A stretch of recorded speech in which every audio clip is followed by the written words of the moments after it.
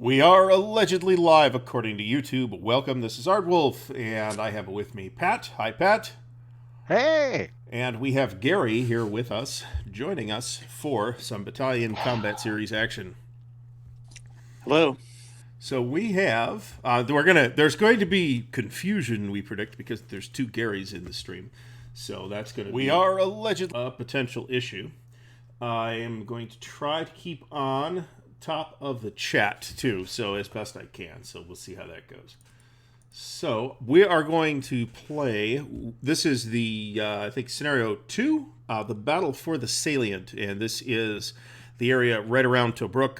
The Germans are on the or Axis is on the attack, and the Commonwealth, staffed exclusively by Australians, as far as I can tell, is on the defensive. All the Commonwealth formations are locked, and a couple of the Axis formations are locked as well. They will remain locked until the British decide to unlock them.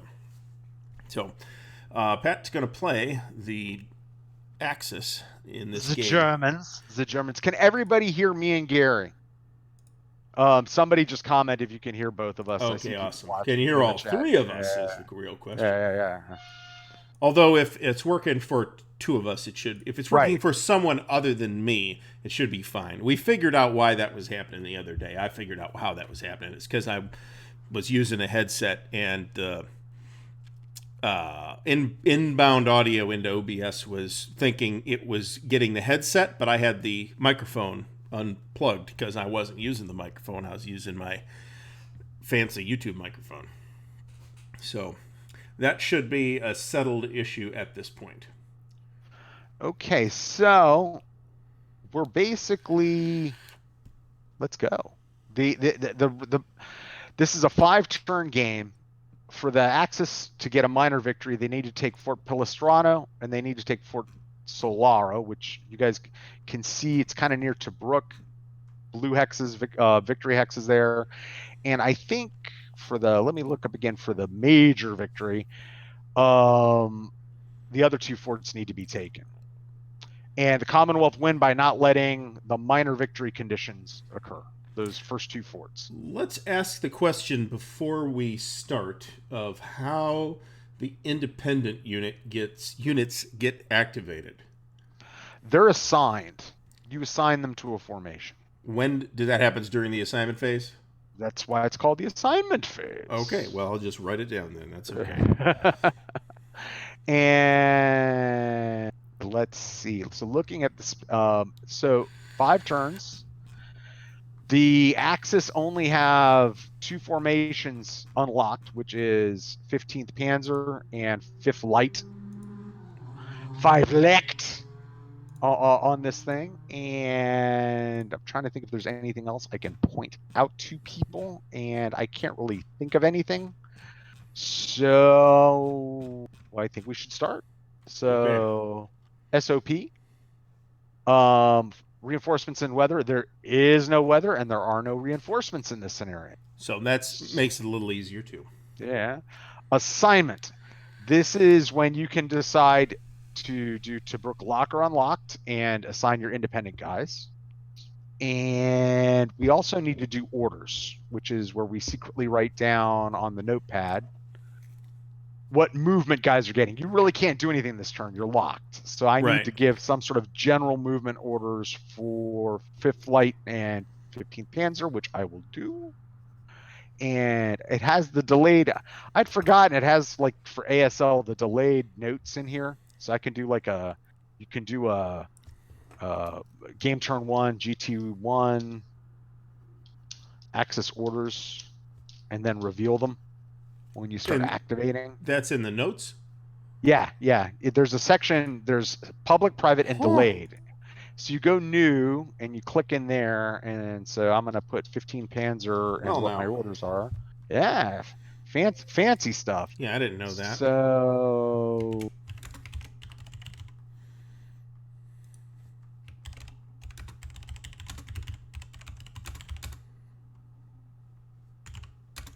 I'm going to say okay, but I need to edit it because I actually need to look at the map.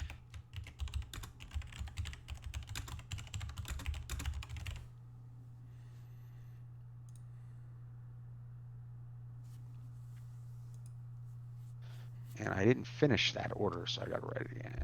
That is a very fancy feature, isn't it? It's so fancy pants, it's not even funny. So I did an incomplete order, of course, because I had to look at the map. So I'll write a new one again.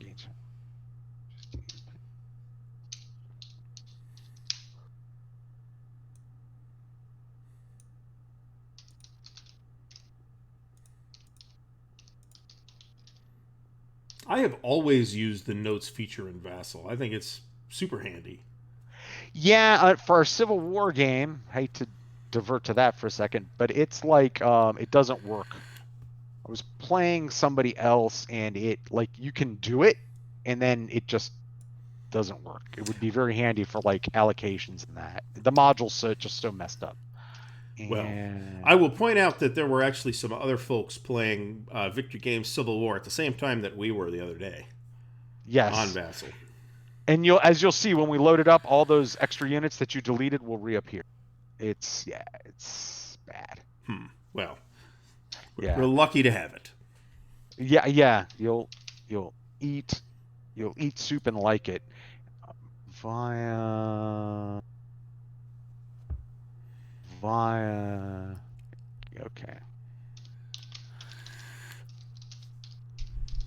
Okay.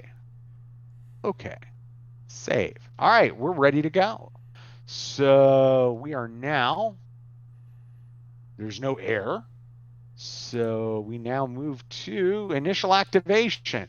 Which We is got to roll, but we need to figure out first player. So we need you're the first player. Axis activates I am, first. Yeah. no doubt about it. So my first activation, surprise, surprise, is going to be 15th Panzer. Flip.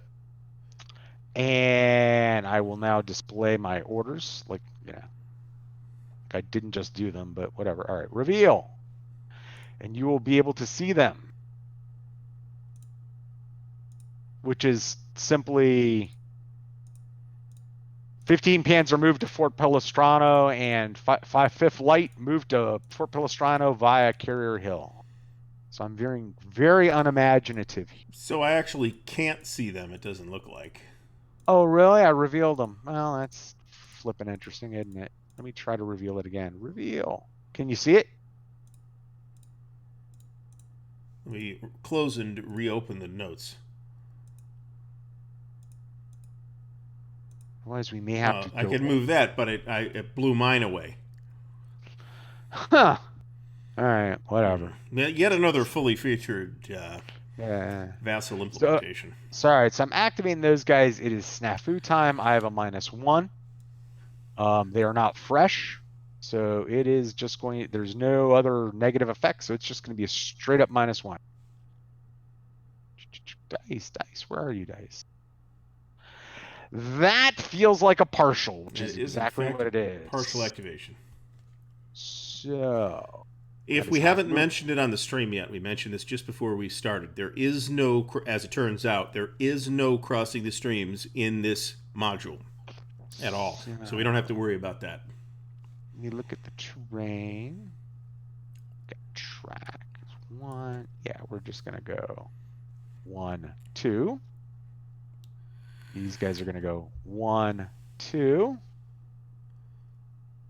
These guys are going to go 1, 2. How do I want to do that? Go back.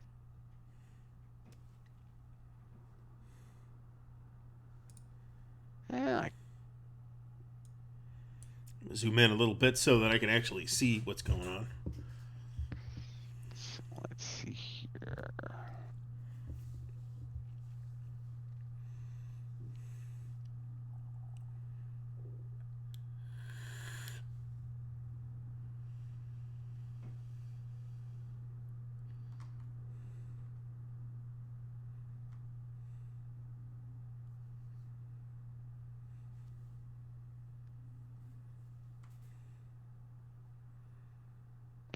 Nah. We're not going to get all fancy. We're just going to go 1, 2. In that mode, these guys are going to go. These guys are going to get fancy.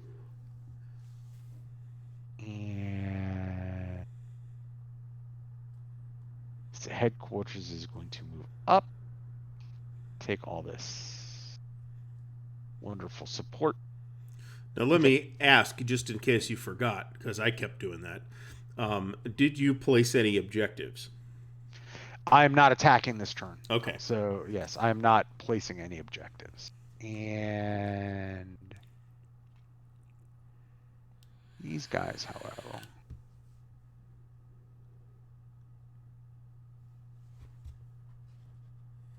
Ho, ho, ho, Merry Christmas. Mm-hmm.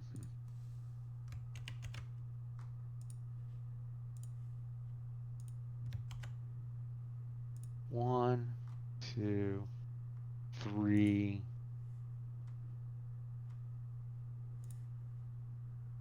One, two, three. 4. And I don't want to get any coordination problems.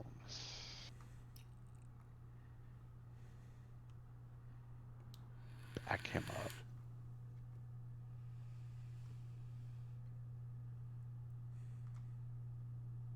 One, two, three, 4, 5, 6,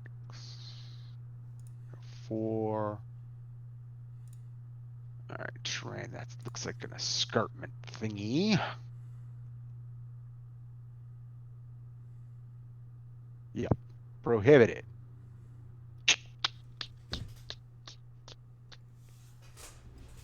We're gonna leave him there. He's there. Okay. So I am done with my activation. Let me point out one thing that has occurred here that I want to make sure you catch. Right now, where is your HQ for 15th Panzer?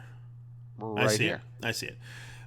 You are tracing on tracks to the supply train, which is a yes. That should have been an extra -1, which would have been still a partial. Yeah. Correct. Well, yeah, but moving forward too. Yeah, yeah. And that's it for 15th Panzer. We did not do anything. We did not attack or anything like that. So let's see if let me look at the chart. Fat increase table. I did not even place a combat objective marker. Yeah. So that means no fatigue increase. Right. So let us see if we get a second activation out of this. Rolling a d6. No. Okay. Now, the British have everything locked.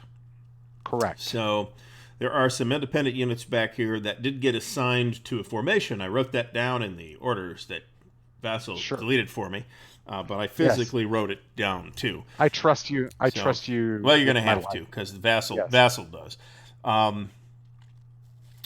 So I don't really have anything to do here. Everything that all my formations are locked until such time as I choose to unlock them, or until such time as you attack somebody. Correct. At which point that particular formation becomes unlocked. Correct. So, I guess it's my turn. Mm-hmm. So, we've got 5th Light here. 5th Light now. That's interesting. Let me see here. 1, 2, 3, 4, 5, 6, 7, 8, 9, 10, 11, 12. We're in optimal, barely.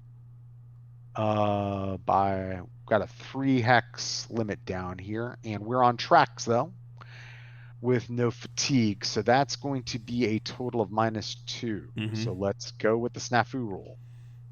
Another partial. Okay. Flip.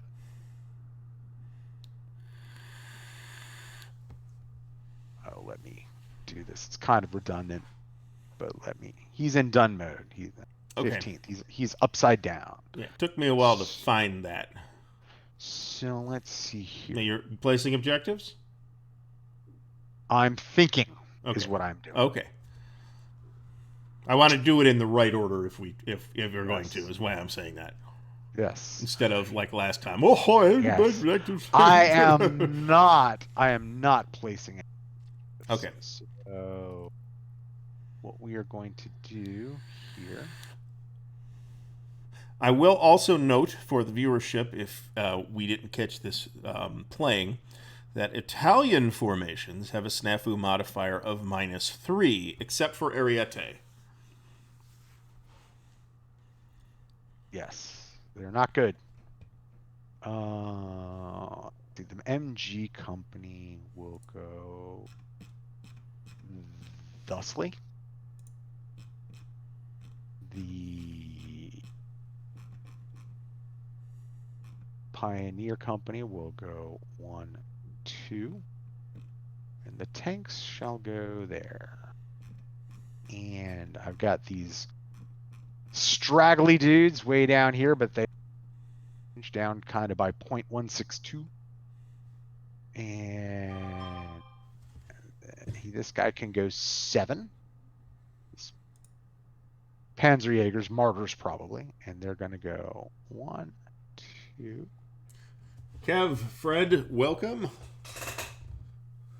And I have 3, 4, 5, 6. Ah, crap.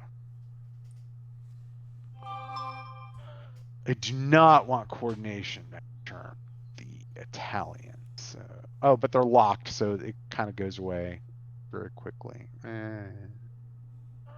1, I don't really have a choice. 2 and a half, 3.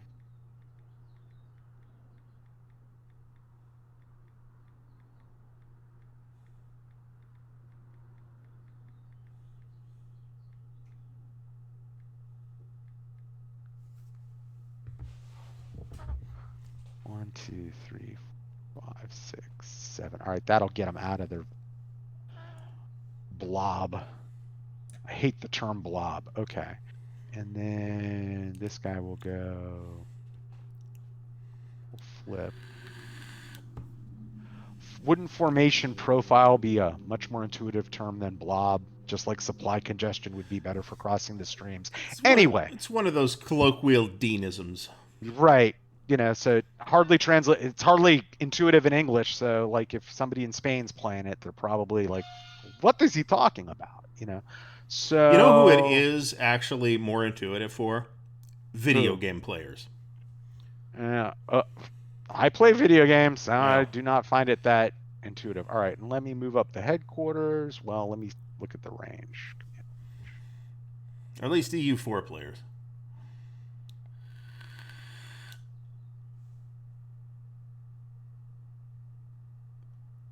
Let me go bigger. They're just fine. So I can move. I can scooch him up a little bit. 1, 2, 3. I can scooch him up a little more. 4.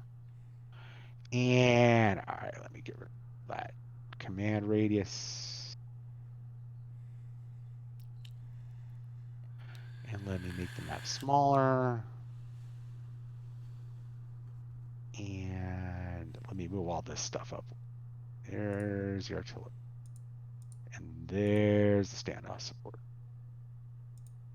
And there's limited support. And there is his fatigue of 0. Okay. I am done. I have successfully escaped Blob, so the Italian, so I shall not have a coordination modifier on a snafu roll if I get to make one. Let me now roll and see if I get a second activation. Fifth Light needs a 3. Let's see what happens. He gets it. They get it. Let us now snafu with a net of -2. That rhymed. Partial. Okay. I am indeed going to declare an objective.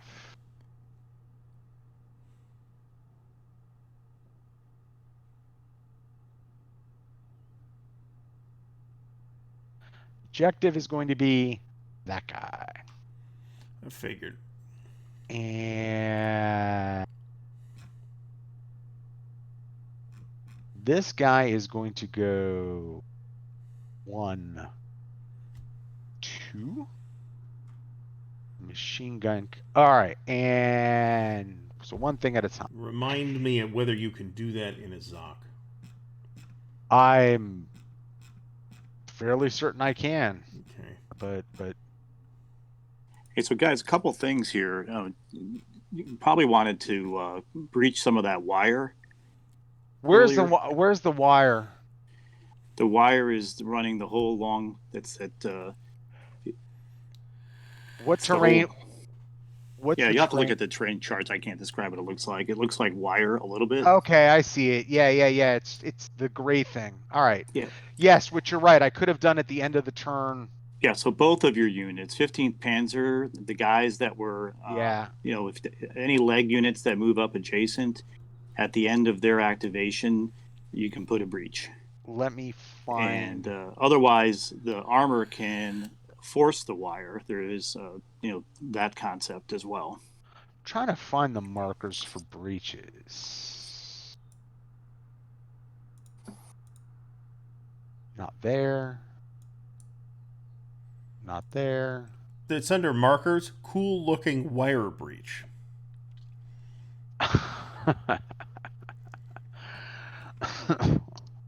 Okay. Rotate clockwise.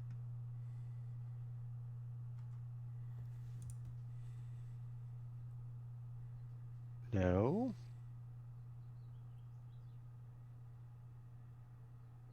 Okay, it's there. It's breached the way it should be. This actually should be, yeah, like I want that there. So does that wire block the road? Yeah, but at the end of your turn, kind of like minefields. In mines in the game, if you move a foot unit into a hex with a mine, they clear it for the next, at the end of that activation. Okay. So what Gary's saying is, correct me if I'm wrong here, other Gary. You're going to be Yeah. other Gary. You can call me. You can call me Bart, Gary Bartlett. You can just say Bart. Bart.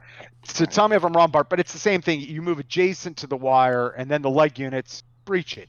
Right. At the They end of breach the it for a last hex activation. Right. Yeah, So at the end of their activation. Yeah. And I already placed for that other guy there, and that's it. So I've got like breaches to go attack that one hex, but that's not what I wanted. The other question I had for you guys as you finished up the each of those activations is, you had the option to take some standoff support shots too. So just in case you wanted to be aware of it, I don't know, maybe you did and you just didn't want to do it, but I didn't want the fatigue yet. That was my thing, and because I didn't have an objective. But yeah, the standoff support, Gary, it's the 88s because they got a 2-hex range, so you can actually take pot shots, at infantry units with them, whereas you can't with like limited support, which is just purely defensive. But I actively did not want to do that. So, all right, I got a breach there. I got a breach there. Now that I've done my breach, I am going to, and I got my activation, I can move half. This guy's going to go 1. Well, so then the other question that Gary had was whether or not you could do that because of the AV of the support, right? So what those guys is his have support? Yeah, they're limited. They have AT support, which stops him there. Correct. Right. So he either has to clear the support from that, force that unit to drop the support. Right. Then he can continue to move. He's not forced to engage support because it's not real AV unit, right? So since it's it's not red support, AV, it's limited. So it basically it hardens your Zoc for that hex. This guy then moves here. And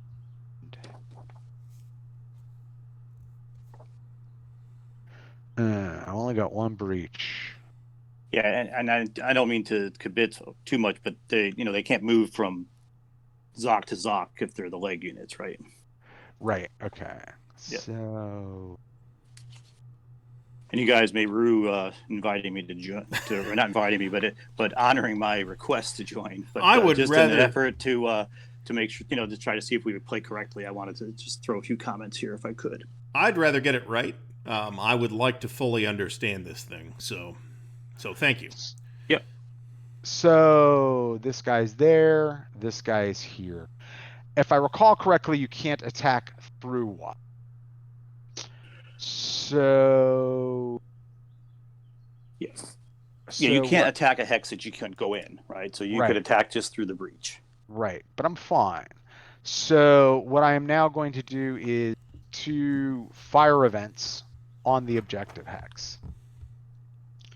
I could do a shock attack, so let me think about that before I make the final decision. So you would have to strip the support before you can either do a shock attack or you could do an attack by fire. That's what I'm talking about. Attack by fire. Which for that first you have to drop support, right? Right. So how do we drop support? By engaging the unit. Right. That's what I'm talking. Right. So I could engage with the tank. It's an objective. Can you? Oh, I guess we're okay. I see what you're saying. That's an engagement. But that doesn't have a hard AV.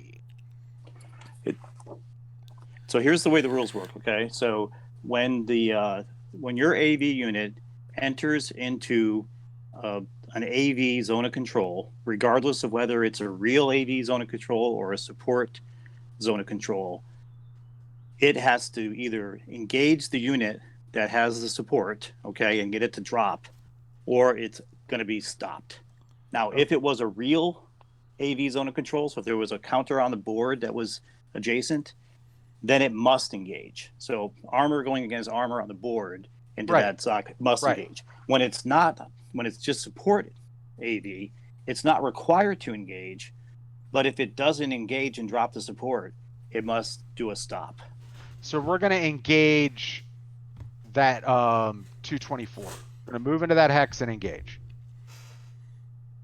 You follow me? Okay. Well, so we're engaging you. So we pull up the engagement chart. Support is involved. Mm-hmm. It's not a double objective. I am not limited AV. Do you have multiple supports? No. I don't think so. You just have support. So we go to the support involved table, and I roll 2d6. And that's it. Yep. Add in my value. You're looking at your values. Yeah. So you're going to be a 2 and a 5. That's a 7, right? Right. So it's a 9 target drop. So he has no. So does that mean that this limited support comes off, or we leave it on? It just doesn't count. There's a marker I'm looking for that's support dropped, and that's what he's going to get. I see it. Right, but it gets removed at the end of your activation. Sadly. Right. So boom. So now here's the deal, right? Had that been the only support Zoc for this guy, okay? Right. And it's not, because 248 that's up at the 1 o'clock position, right? That guy's got a Zoc in there as well, support Zoc. So in order for this Panzer division or Panzer battalion to do anything, it's got to go ahead and engage the other support too, because it's still affected by the which is support what AV. Yeah, which is what he's going to do. So it's a replay, and that's an even better roll. So that is sadly just a 10, not an 11. So there's no loss. But so now we're talking about that second battalion, right? This guy still here. That would just be an 8, right? Yeah, it is. Yeah, but not a 10, because there's no mods, right? Right. Correct. Okay. Yeah. So support is dropped, and that's my turn. Because the support is dropped at the end of the activation. So I can't move this guy there. But what I can do with the rest of my activation is move the rest of my guy. So when you said that's your activation, you mean for that guy? Yeah, he's done. Okay. Now the rest of my guys are just moving. So go down here. 1.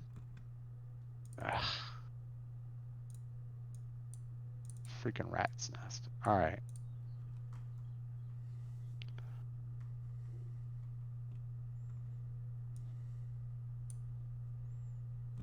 One, two, three, 4, 5, 6, 7. This is all to escape. The reason I'm zigzagging, being with the Italians and getting coordination on that last activation. 1, 2, 3, 4, 5, 6. Okay. That now thus endeth the activation. He is his second, so he's done. Flip and done. Enter done mode. Okay, so you're done. I'm done. Okay. Let me remove the objective. I'll pull off the drop supports.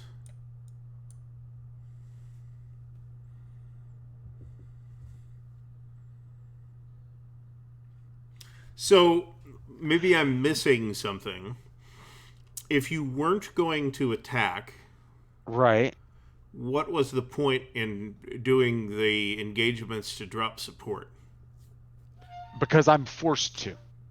No, you're not forced to if it's not real. Yeah, you'd be forced to stop.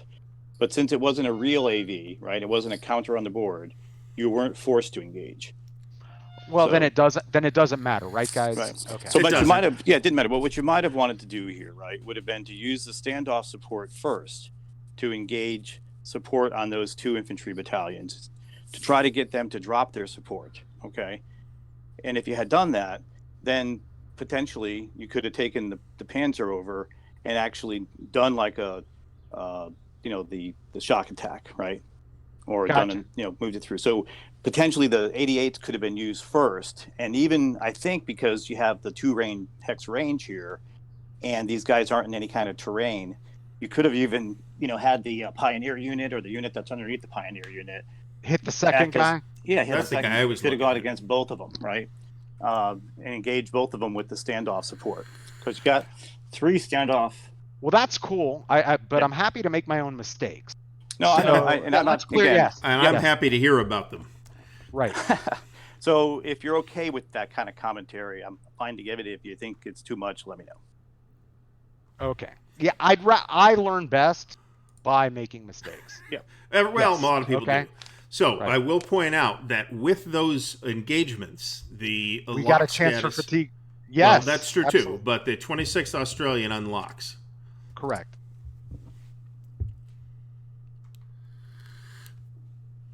So go ahead and make that fatigue check.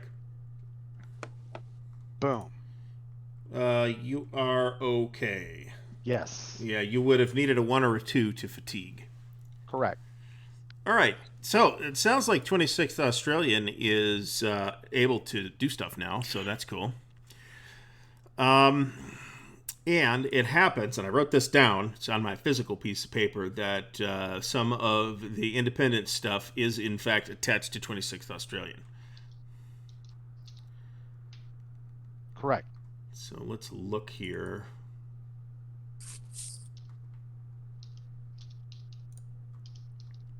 Now, first thing we need to do here, doing this in the correct order, is we're going to do a regular activation. We're not going to place any objectives.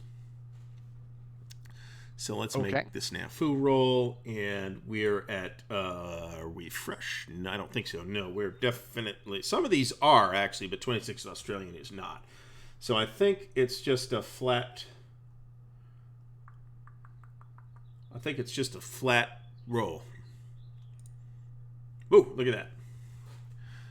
So that's a full activation. So let's see what we can turn that into.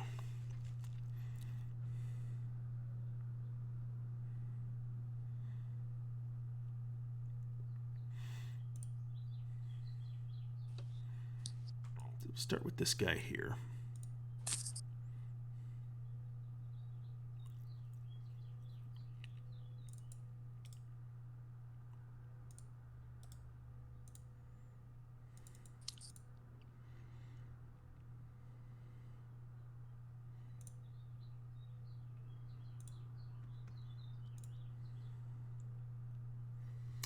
And looking at the TEC real quick.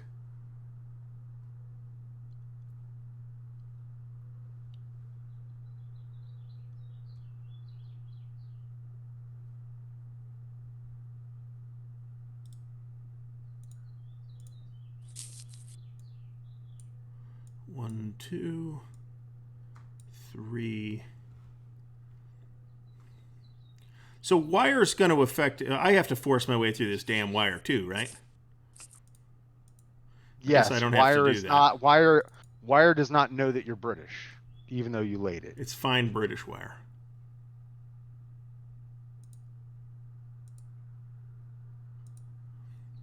All right, so we're going to go one.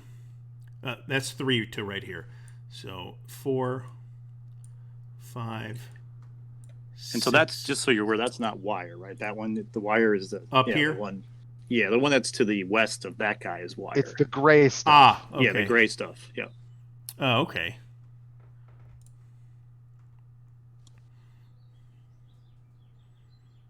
Okay, so we're gonna move mode this guy as well.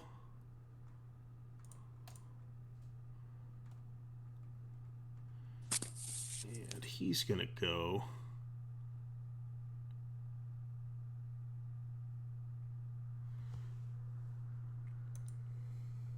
So if I'm correct, you're also within the standoff support range of the 88s.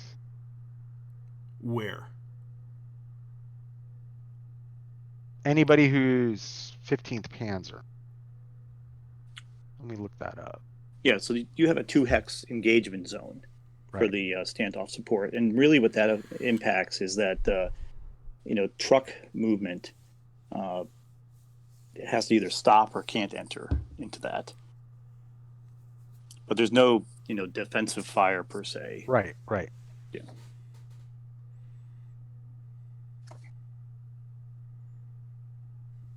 I'm trying to parse some of this terrain. These perimeter line forts do what?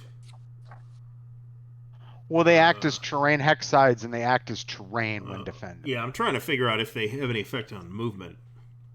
It looks like that's a no. So 1, 2, 3, 4, 5, 6, 7, 8, 9, 10, 11, 12. Except he's only got a 10. 1, 2, 3, 4, 5, 6, 7, 8, 9, 10. This guy will end up here.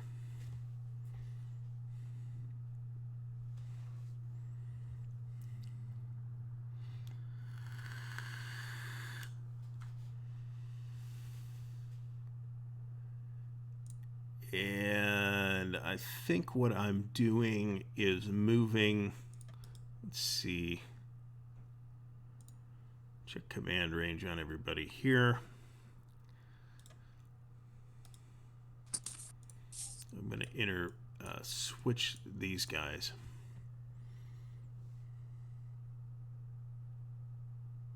I did forget a +1 to snafu for optimum distance, by the way. But it didn't matter. As did I, but it didn't matter.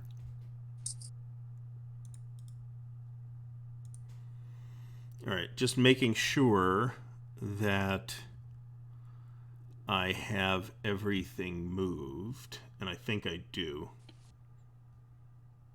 I do.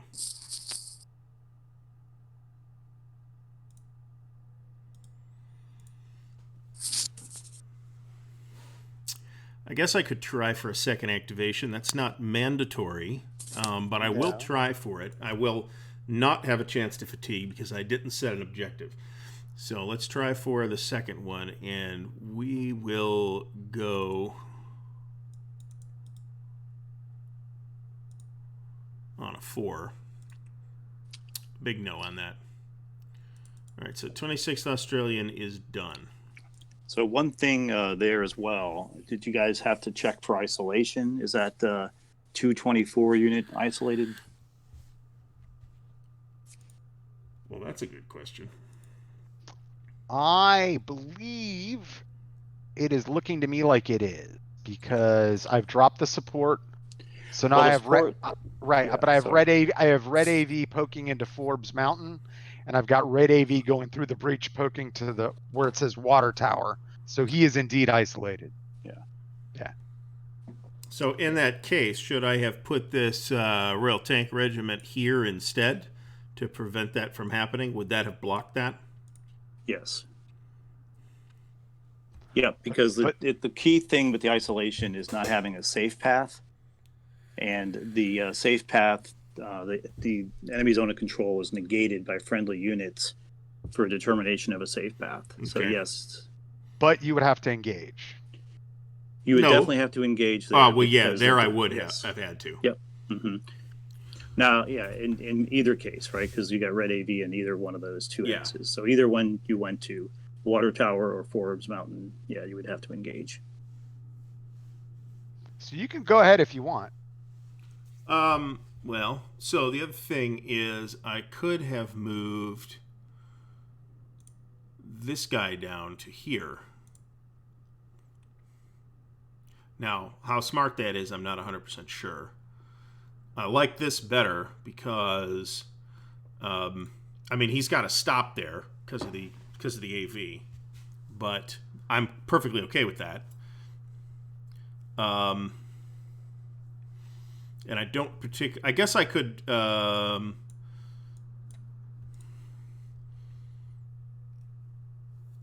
Do you have red support? Does that count if I'm attacking a guy with red AV? I have dual. So you'd be engaging him, but I'd have dual because I have limited support from the Panzerjägers, and I have standoff support from the Okay. 88s. Yes. Okay. Okay, so no, we'll do it that way instead.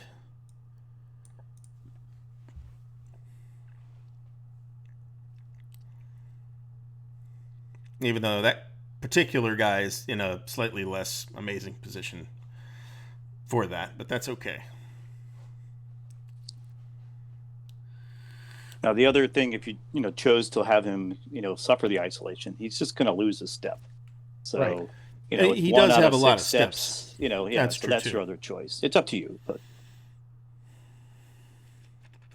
No, Yeah, it's not like we'll go with this. he's not like a one-step unit. Yeah.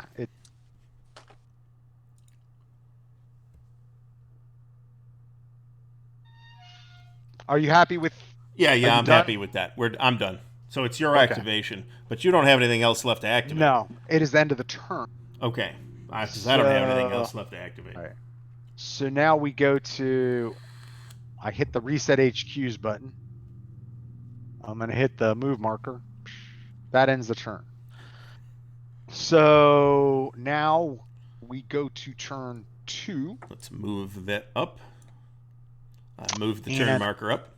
I need to go back and look at. We need to do ordery stuff in the assignment phase because there's no air reinforcements or weather. And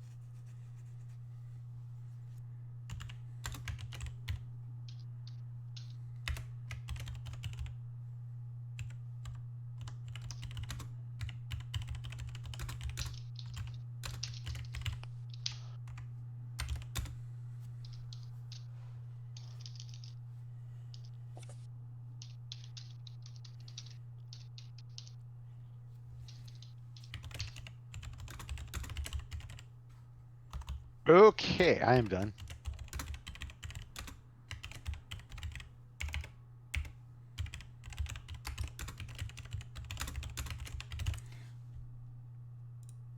All right, very good. Oh, I forgot something. At the end of my last activation, at the end of the second activation, Mm-hmm. clone, I get more breaches.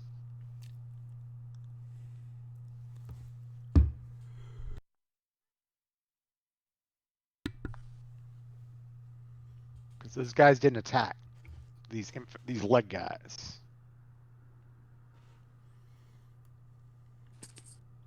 And we're fully breached out. We've maxed our breaching, so that's it. Them's our breaches. So now we go to determine the first player. This is a straight 2d6 roll. Looks like it's the Axis. All right, I needed that. So we are going to start by activating 15th Panzer.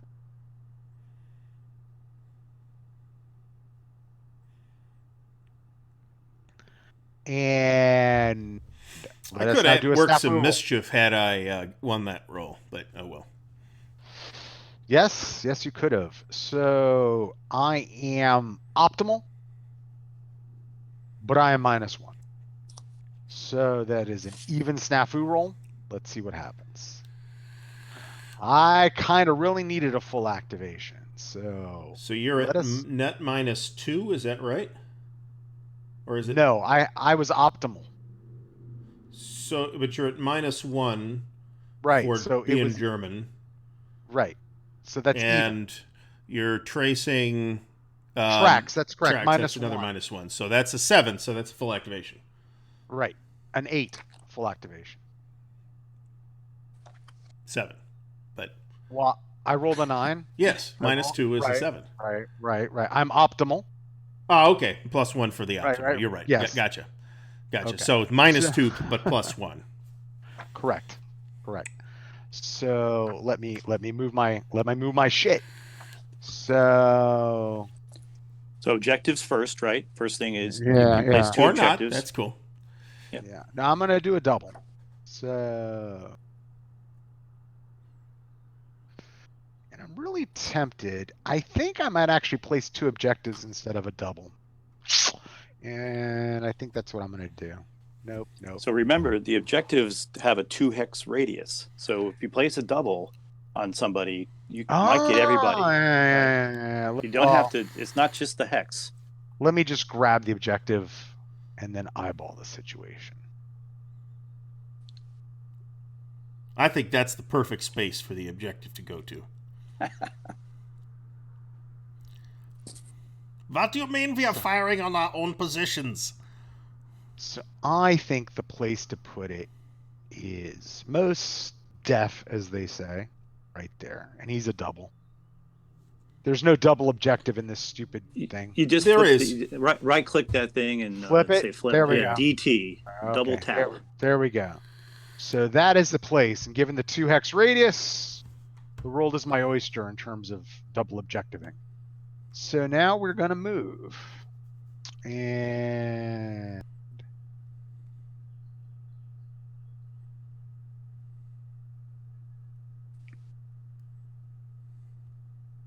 this guy's going to go here. So all of a sudden, we're going to have an engagement. Mm-hmm. And 2 engagements, in fact. And 3. Yes. So first guy we're going to engage with is your tank. Okay. And so we pull that up. You're in a double objective. Mm-hmm. You are not limited AV. Do you have multiple supports or 1 support? Does this count as multiple supports? No, this guy doesn't have any support. If you're attacking the tanks. The armor unit, right? Yeah. The tanks, they're not eligible. Because that's the whole point. Yeah, is to show it's tank support. They're already tanks. Right. Okay. So support is not involved. Right. So you're net adding 1 for the double objective zone. Right. So and you're going to be a 7 versus a 4. So you're already a +3. Right. 1 more for the double tap plus 4. I can do the math on that, Gary. Let me. Okay. I'm just trying to clarify for the folks watching, but I'll be quiet. Yeah. Okay. So 7 against 4. Right. 3. And then +1. So it is a net +4. Let's do it. That is an 11, as Spinal Tap says, which is target loss and retreat. And that's only 1 step. So he's dead. So he is toast. Well, that's disappointing. So now the Panzers are going to turn and attack. We've got to engage 2 of the 23rd. So 2nd of the 23rd. So pull it up again. It is...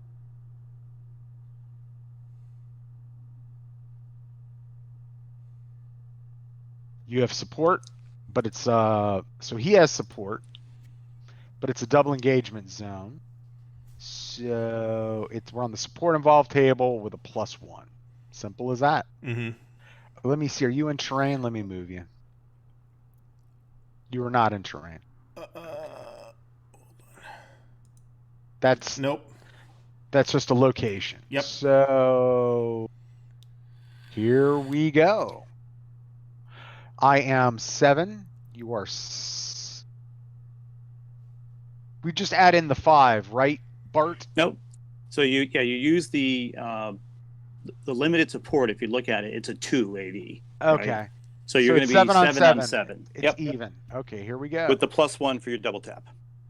8, which is target support. drop, which is what I wanted. You can grab. Yeah, you got the marker. Then we will turn to. So that's it. For this guy, he's taking 2 fire events. So any other shooting you need to do would need to happen with a different guy. Right. So now we're going to do some standoff support, and we're going to take a shot at first the guy in right here. Okay. So that is, well, we got 2 units that can pull that off. So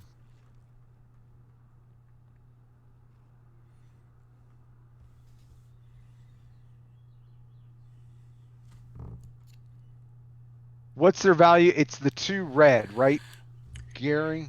So in this case, the 88s have you use their AV number, which is the 4, the black 4, and then you use the action rating of the host unit.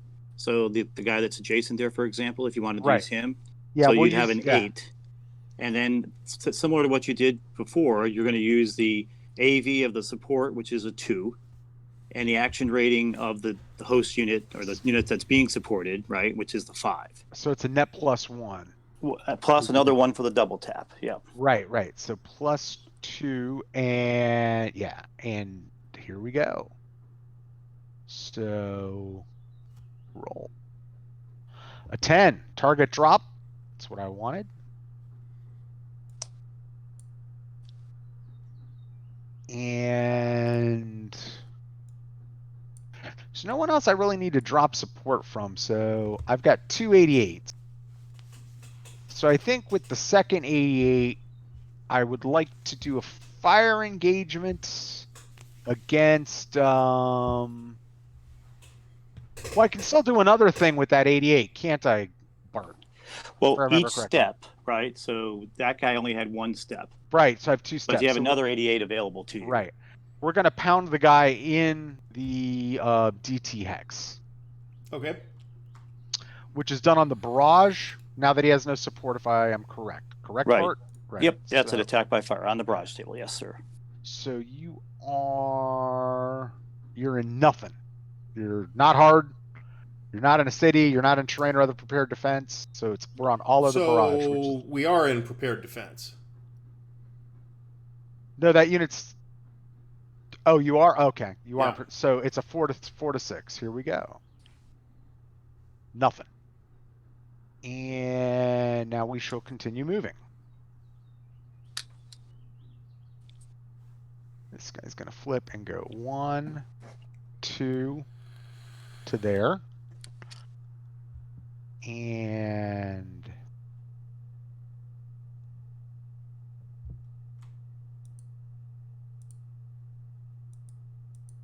how risky do we want to get?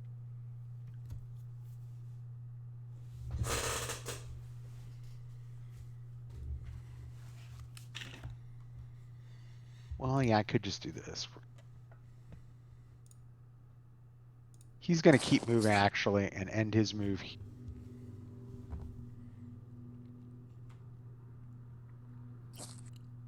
This guy's going to go 1, 2. Is there a wire there? No. 2, 3, and end his move there.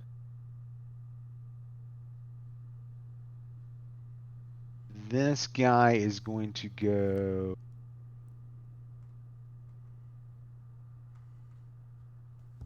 there. This guy's going to...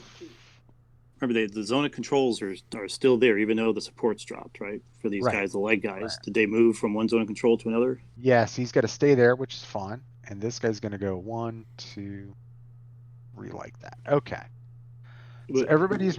But you have a zone of control even in the first hex, right? Because of the guy under the support dropped. Oh, right. You are correct. Yep. So we're going to move in the 5 guy there. Okay, we're going to stack everybody up like that. And we are going to do a combat. And I got to figure out who I want to attack. And I think, as much as I would love to attack, well, that guy's in terrain, but that guy's not. So this is very tempting. Does that count as terrain? Your guy in the to the southeast there is in Ross El Medouar. Yes, you see that little hill-looking thing? Is that what that is? Is a hill? That is what that is. That's a hill. Yes. So that is terrain. Hill it is key terrain. Right. But it is not terrain for combat barrage. I'm not talking. Oh, really? Let me see here. Rough. Hill. But then I will attack. Yeah. I am going to do 2 attacks. But let me do my first one. We're going to do the risky attack. And we're going to take 1 point of support. And we're going to attack the guy in the double objective. Okay. With now, when you say 1 point of support, you mean the artillery, right? Correct. Okay. Right. So for suppression, and we're going to send in first of the 104th Panzer Grenadier, and let's look at that attack. This is the riskier of the 2 attacks. So common modifiers. I am supported. You are not. Mm-hmm. The only support that benefits the attacker is red support. Right. I have no support, but neither do you. Right. So as I go down here, there's a suppression mission for 2, plus 2. There's no assist, which is why this is risky. You have prep def, so that's -1. It's a double objective, so that's another +1. So we end up with no, I don't have prep def. You have prep def. That's the +1. Right. So you're at +3. Right, from the mods. Yeah, -1 from the prepared defense. Right. So that's +2. So +2. And then AR to AR is probably even. Yes, it is. So it's a +2. Here we go. Ready? Let's do it. Roll it up. An 11 is good. So it's a D1 and a retreat, and you're not in terrain, so you can't do a situational thing. You gotta. I can because I'm in prepared defense. Yes, you're correct. But you did add 2, right? The 11 is a regular. It's not a situational. Yeah, it's a regular retreat. Yeah, you've got to retreat. Oh, okay, right. All right. Yep. So retreat is just a retreat, no loss? Oh, you take a loss. No, D1, no. Yeah. I got very lucky. Okay, gotcha.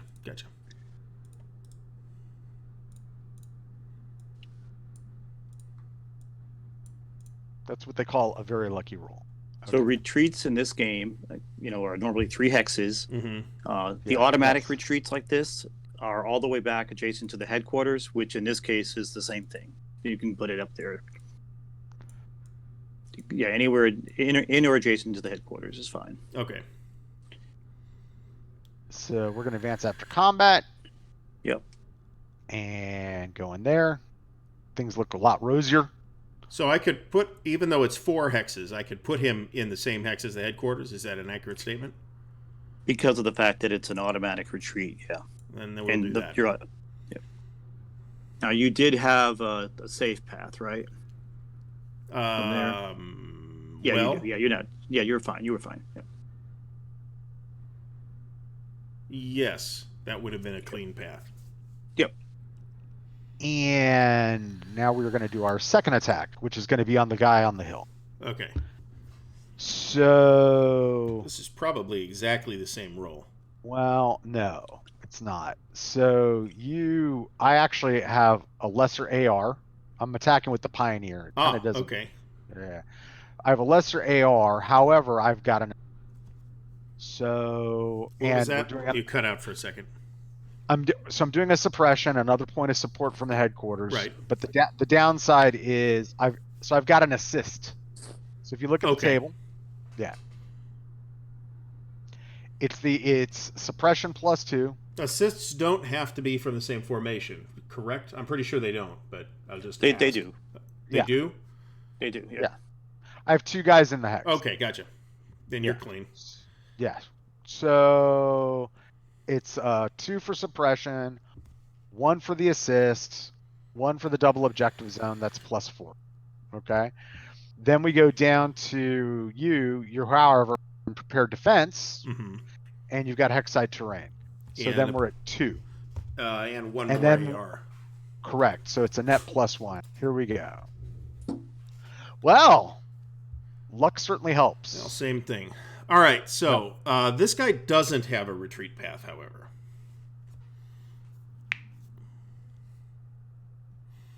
So what's going to happen? Yeah. So that actually means he stays and takes an extra step loss. All right, so that was D1. Right.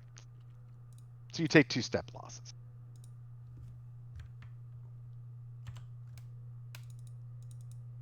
Oh, hell.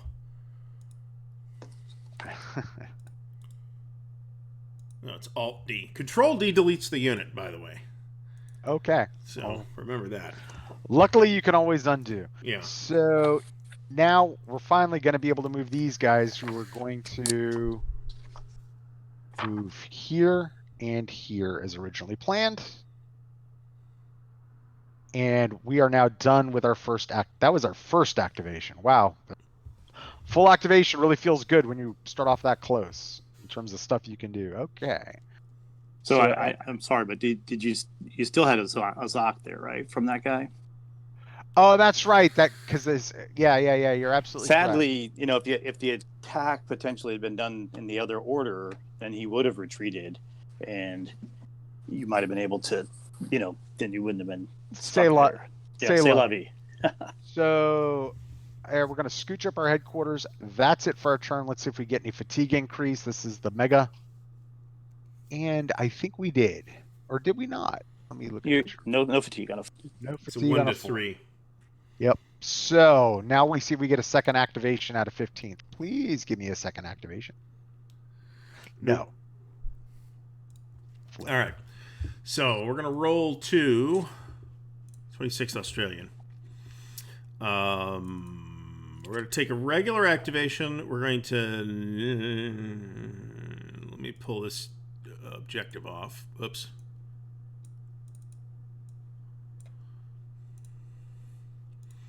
And you can clear that support drop marker too.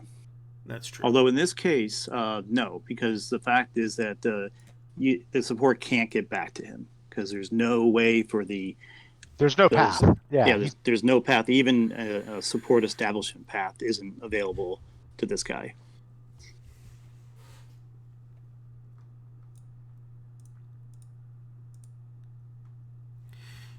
Okay, so let's see what we can do here. This support drop will come off, though. Yes. All right, so let's roll a snafu. And we are +1 for optimal distance, and I think that's pretty much it. You're correct, sir. Partial activation.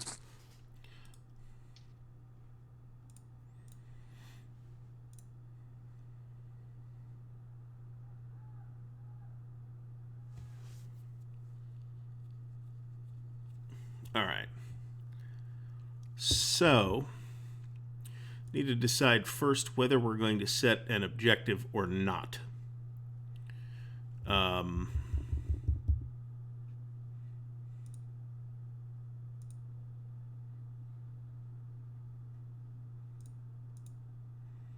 think we are. And I'm going to use that. So then you will not. Are you in prepared? Who you activating? 20. There's only one formation to activate. 26 26. Australian. So you, if you declare an objective, I think you lose your prep def. If that's the case, then I'm not going to do that. But if I can't declare an objective, then I can't attack. Although I think I can still do. You can declare the fires. objective, but you can't move your headquarters in when you're in prepared defense. Yes. Can he attack? You can remember that there's that extra +1 on the combat mods when Right, you're attacking right, out of right, prepared yeah. defense. Yeah. Yep.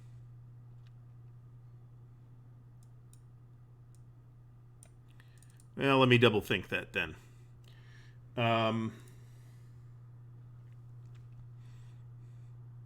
So I can, even without the objective, I can still do an attack by fire, correct? No, Yes. the attack by right, fire yeah. has to be within an objective zone.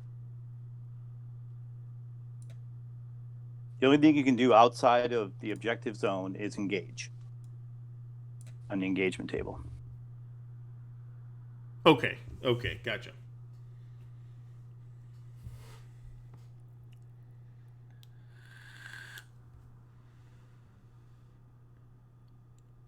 And I'm just not positioned to do that. So we'll not set an objective. All right, so activate him.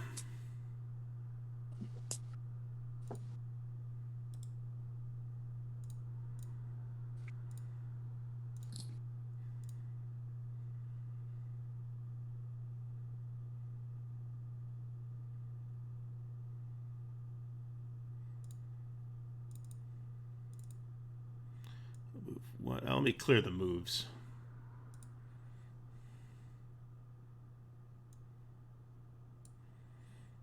Move him there.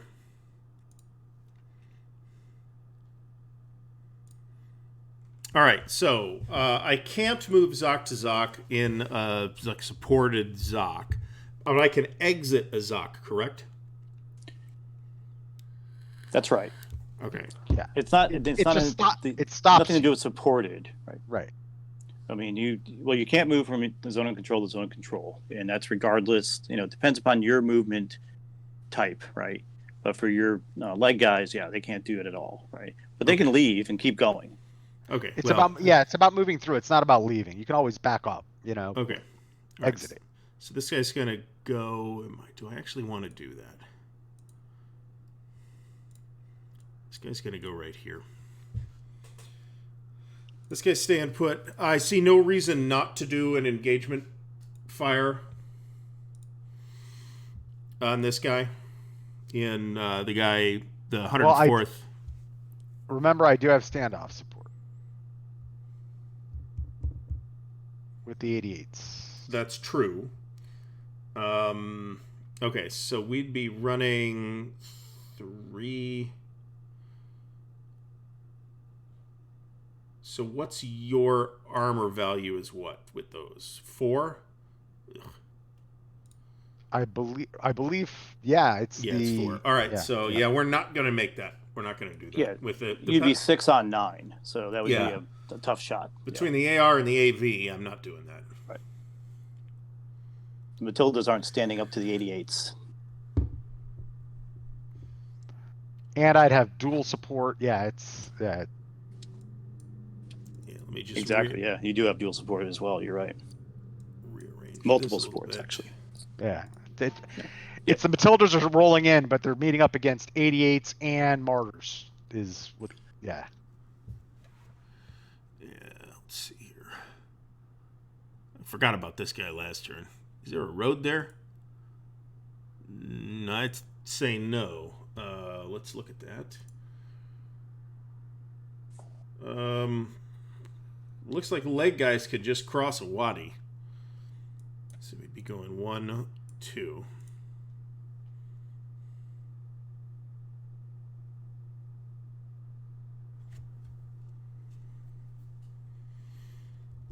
Not sure that's a great idea, but I'm doing it anyway. All right. No objectives and no fires, so no fatigue. Let's try for the second activation. And they get it. Let's roll snafu. Net +1 to this, I believe. Net +2 to this. That's a partial.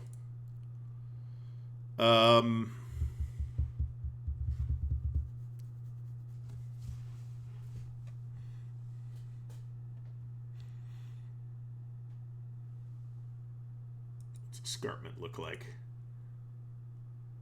Yeah, So you did have the isolation to roll for, not to roll, but to take for those guys and have them lose another step down there. Is that a roll, or do they just lose it? It's not a roll; they lose it because they don't have any safe path. So I just want to. Is that per activation or per? Yeah, it's per activation. Yep. Yeah. Ugh, okay. Well, they're going to lose 2 this turn. There's not much I can do with them unless I want to declare and I just try to attack out of there. Yeah, if you had put an objective, they could have tried to attack out of there.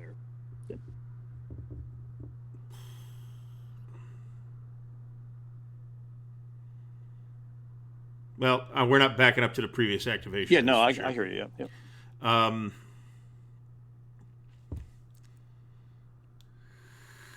So we're going to go 1, 2 on there.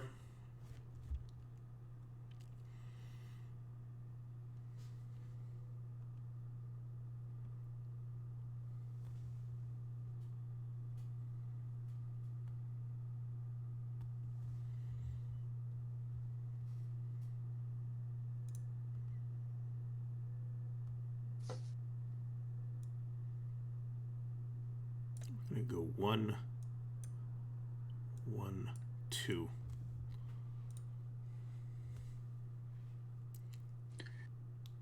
Why don't you go ahead and move that limited support up like north of headquarters there, so you can just kind of get it out of the way. Oh, wait a minute. There's an actual live unit in there. Okay, yeah.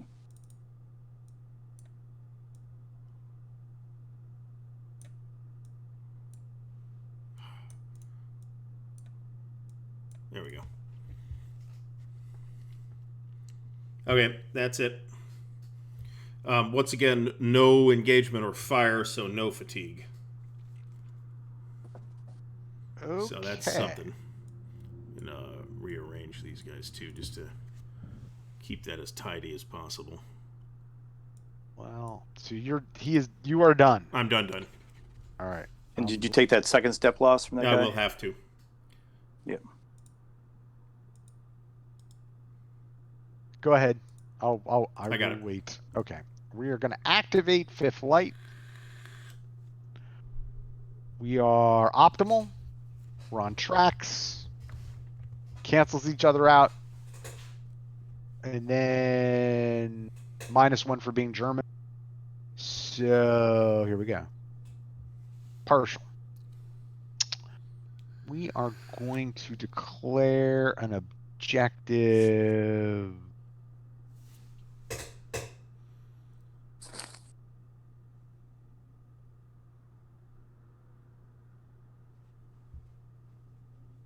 Do.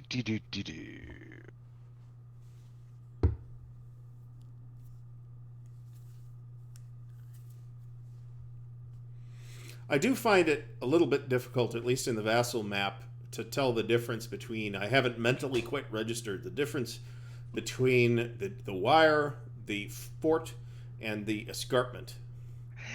So I agree with you.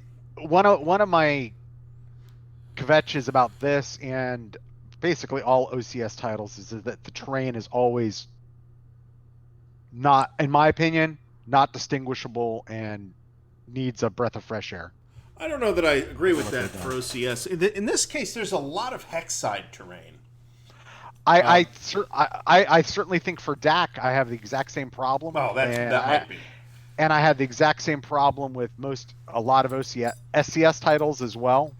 And I don't like the whole let's do a hex grid every 5 hexes number thing. I think it would behoove them to re-examine how they're doing the graphic design, which to me they're just doing what they did 20 years ago. Well, the same guy's doing it. Right. So I usually find there's exceptions to this, but I usually find that with Dean's maps, they are generally very clear, even if they're not necessarily pretty. This one, like I said, I think it's just there's especially right here around Tobruk where you've got these rings of fortifications, you've got all this wire, you've got escarpments too, which block everything, unless there happens to be a road running through it. It's just a little bit different. I agree with you, but to me, it's not just this or the desert thing. Like I had the same issue with like France 40. Which is or Blitzkrieg Legend, which is another one I actually haven't seen. Yeah, it's like what does the magenta represent? That sort of thing. So for me, it's like almost 50-50 with the games, maybe a little higher. Okay, so.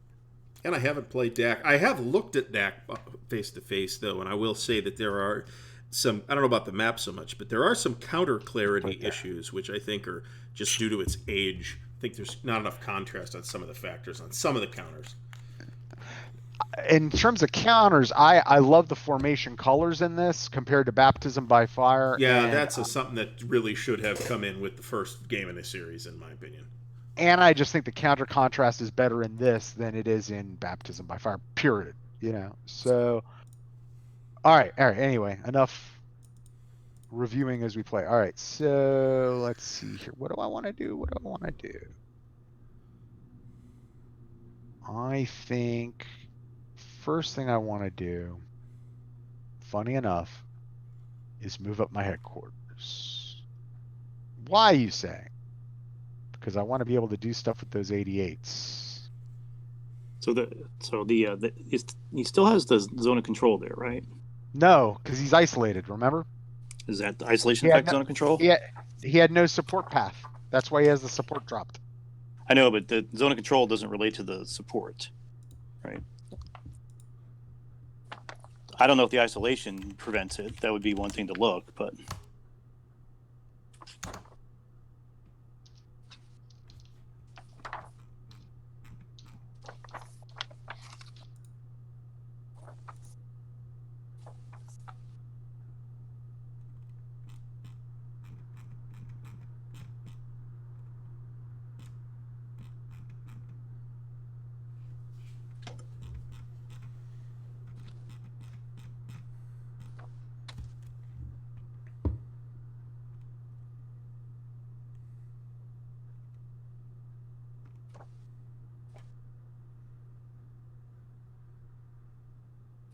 Yeah, I don't see anything that where the isolation does anything to the. You're right. So. Is he in command radius? Yes, should be. Yeah, you haven't moved the headquarters at all. Okay, so moving back for now. What I would. Second question: will he lose a step every activation? Just his activation. When he activates. That's a good it's part of that of his sequence of play for his activation. Okay. So the first thing we're gonna do is we're going to. And you do want to decide if you're going to place the objective, right? Because that's your first thing. Right, I already placed it. Oh, okay, I didn't see it. Sorry. Yes. Yep. So even without the. Do I want to attack him? Is really the question. I'm going to put the objective there. Does it have to be on a unit? Can it be anywhere? Yes, it has to be on an enemy unit, or it has to be on a victory hex. Okay.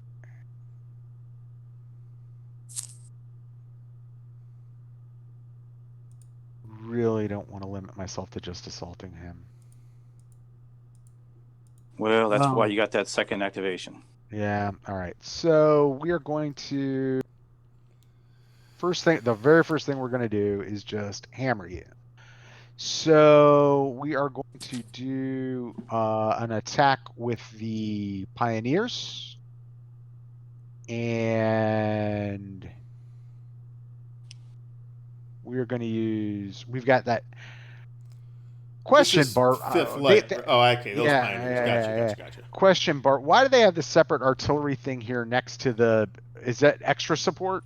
It is extra artillery, yeah. So just stack that with the headquarters. Yeah. And now you have two, but because you had the partial, you're only going to get half of that for one. Yep. That part, That's what it is. that part I know. Right. Yep. So we're going to do a suppression. We're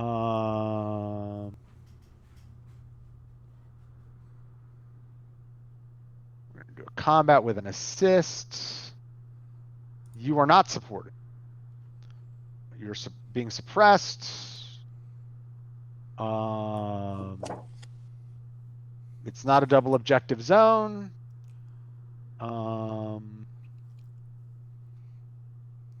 Shit. I wonder if I want to do. No, I don't want to do a. I am going to do a shock attack. Screw everything I just said. We're going to do a shock attack with the Panzers. So, because it's time for that. So, you're not supported. You are suppressed. Yeah, that's one thing with the shock attack. The only in the rules as written here, the only artillery you could use would be an air point if you had it. So right. They're modifying that in the 2.0 rules a little bit, but for these rules, no, they can't use the artillery on the shock attack, and no assist on the shock attack. And that's another thing I was hoping to get more out of, and it seemed to be better than OCS, but it's still very these blunt instrument artillery and air rules, that need to be a little more nuanced. I'm glad. How are they fixing that?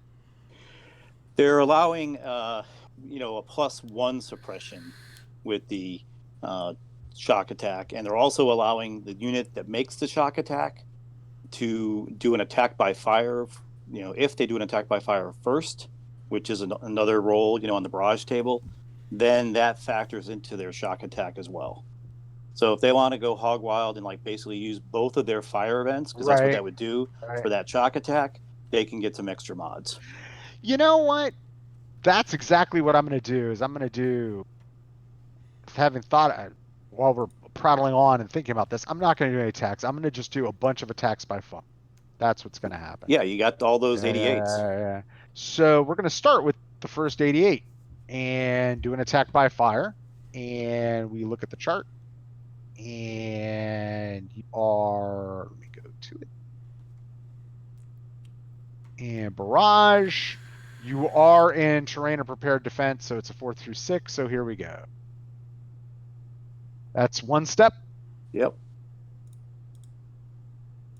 Okay. And I want to do another with the 88. So here we go. Here's barrage number 2. He's dead. Okay. It'd be cool if you would fail a roll every once in a while. That'd be awesome. So that's a 50-50. Yeah, but you're batting basically 100 except for those 2 partial activations. You've rolled a successful whatever on every single time. I feel lucky today, so get used to it. So here we go. Watch me. I'm used to it. So he's dead. So now I'm going to keep moving everybody. And I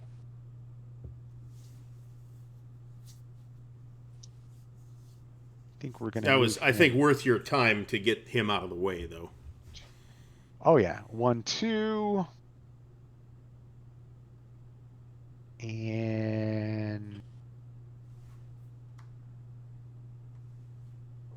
1, 2, 1, 2,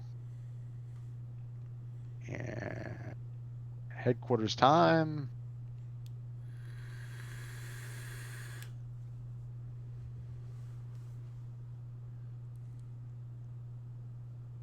All this junk.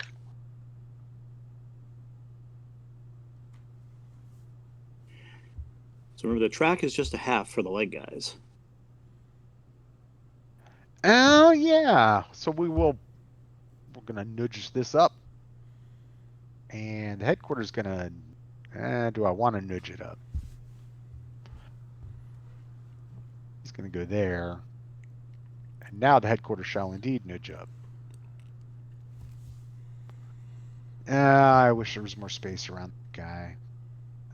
We're just going to stack it on top of the fatigue. All right. So, and I got these guys down here. Let's see.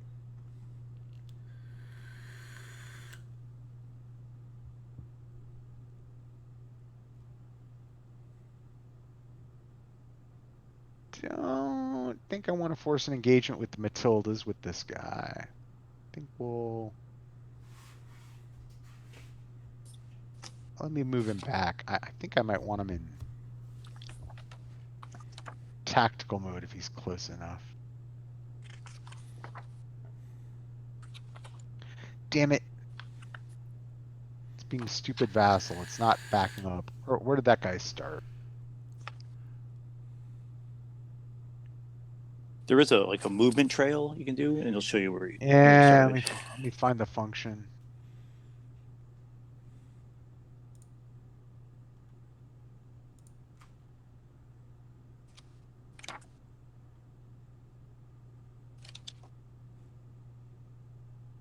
Movement trail is not intuitive as a button on this.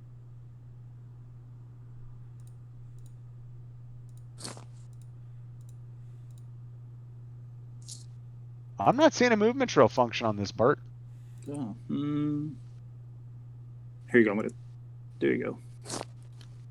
Right click the unit, and you'll see. Oh, there's a movement Control trail. T. Okay. Yeah. All right, so you started there. All right. Huh. Let me flip it. Flip. Huh. That's interesting.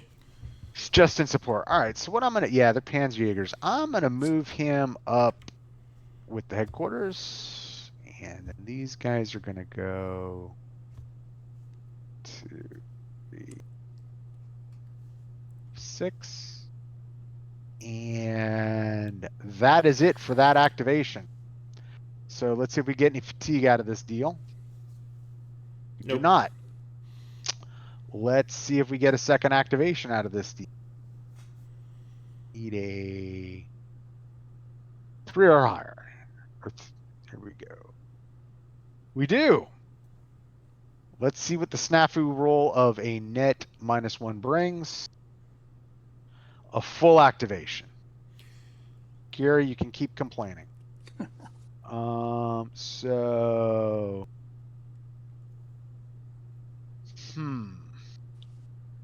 Place my double objective, which is going to be really intuitive. Let me go off map and grab it. It's a very intuitive location, and that location is this. Anybody I could possibly want to attack is in that location. Oh, breaches from last turn. Clone. Here. Here.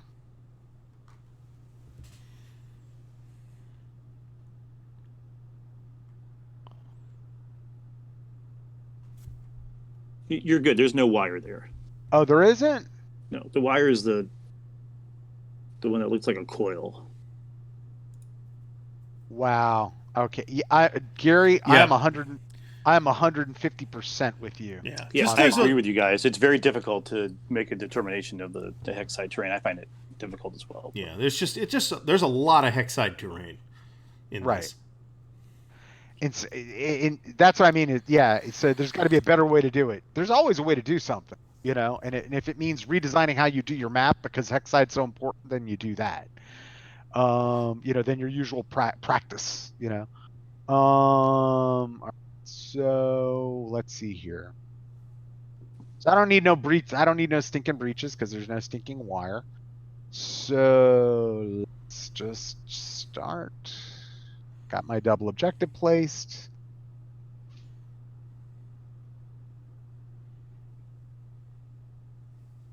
Well, I think I gotta do this. So first thing, yeah, it's not assignment, so I can't flip those Panzer Grenadiers into support, can I? No, I don't think you can. I think that has to be done at the assignment stage. But we certainly can go. Oh, that would unlock somebody. But I don't think we don't have to attack Fort Palestrano, do we? Yes, Yeah, you we do. It's one of your 2 mandatory objectives. I No, believe. but I mean, I don't have. I mean, now. This turn, maybe not. But sooner or later, you do. So.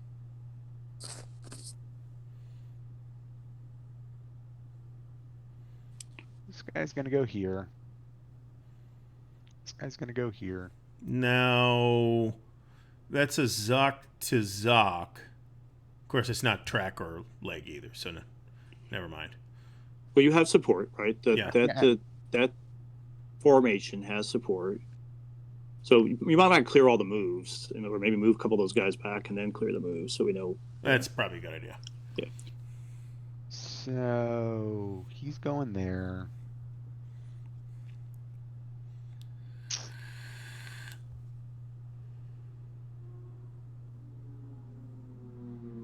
This guy's gonna go. One. This guy's gonna go here. And so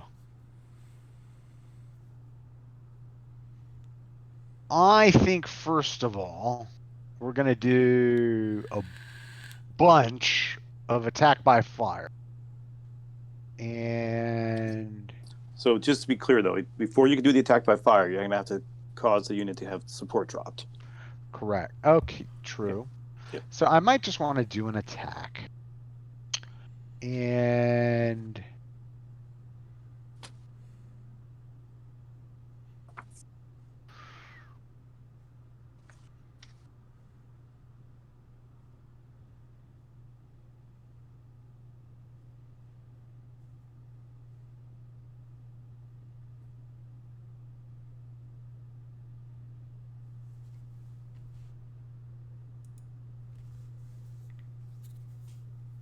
so we're going to do an engagement with this guy against the guy with the double objective on top. Okay. So And this is an engagement attack? yeah, it's an engagement. Okay. I'm trying to drop your support. So you're in a double objective zone. You don't have multiple supports. Correct. Okay. And that's it for the mods. So now So we plus go 1. to Well, plus the AR. Who's attacking? the tanks. The 5th light, 11 Okay, for the gotcha. 5th. All right, so it's plus 2. Right. So One plus for AR, one for the double objective. Okay. So what is your support rating? 2.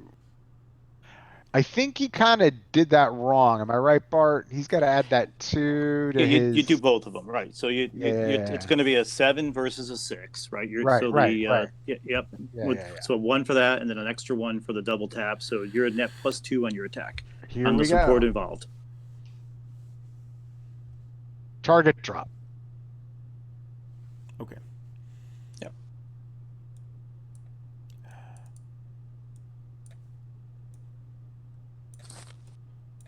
All right. However, that unlocks 18th Australian. Well, that was my debate. Like I said, you got to do it sooner or later. Right. So now we are going to. Now we can do an attack by fire on him, correct? With the Panzers here. Yeah, as well as Yep, the 88. so they're no longer. Yeah. So the Panzers now are not prohibited from moving further, right? They dropped the support for that guy. They could continue moving if they wish. They have one more fire event, but they could take an attack by fire now. They could do a shock attack. They have a lot of options. So we were right here. 1, 2. We're just gonna move one more. Feels like the place to go. And we are going to do an attack by fire on the guy who just did the support dropped. Right, so you wouldn't be able to do that there now, right? Because now you're going to be in the AV EZOC Right. of the guy that's in the fort. Gotcha. Yeah. We'll stay there, and what we'll do is the fire first. Here we go. Are you in anything significant? Nope. Just an open terrain. He's got the prepared defense. Yeah. Yep. So here we go. Nothing. And then he's going to move. No, if he does the second fire event. That ends his he's movement. Yeah. That ends his movement. Now we're going to do a fire event with the Panzerjägers. Yep. And here comes the first step loss.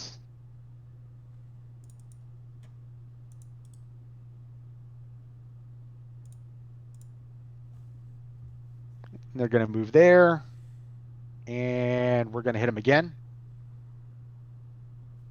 Nothing. That's nothing. All right, now it is 88 times. So first set of 88s are going to try to hit you. Step loss.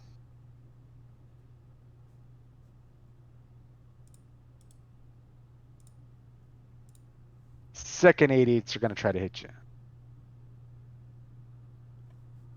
Step loss.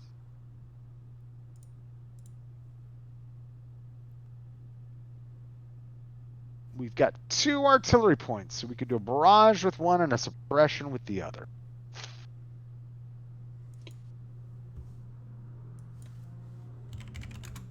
You've got one more 88 as well, right? I thought I only had 2. There's No, 3. yeah, right. I got 3. Yeah, we're going to barrage again with the third 88. There's another step loss. So one of the things they're doing in the 2.0 version of the rules, or the 3.0 or whatever, I guess they're calling them 2.0. They're going to take these attack by fire barrages and make them one column up, so one column more difficult. So, like in this case, because I think they're seen to be very powerful, and I think they're also going to limit you to one attack by fire as well, because they're very powerful. Yeah, these standoff support units seem to be double dipping, right?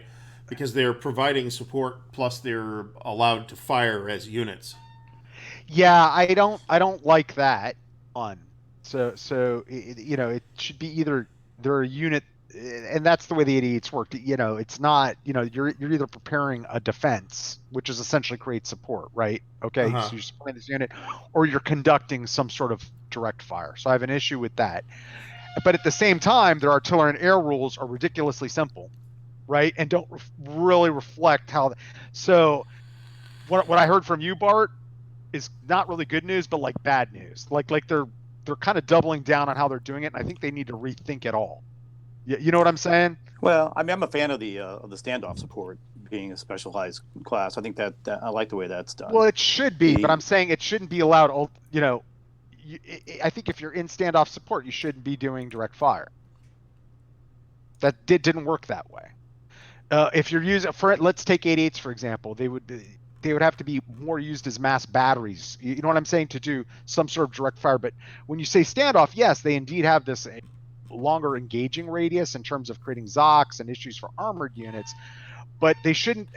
It's what Gary's saying. They're double dipping. Let me ask this though: if they're assumed to be in that hex, then the target. They're not.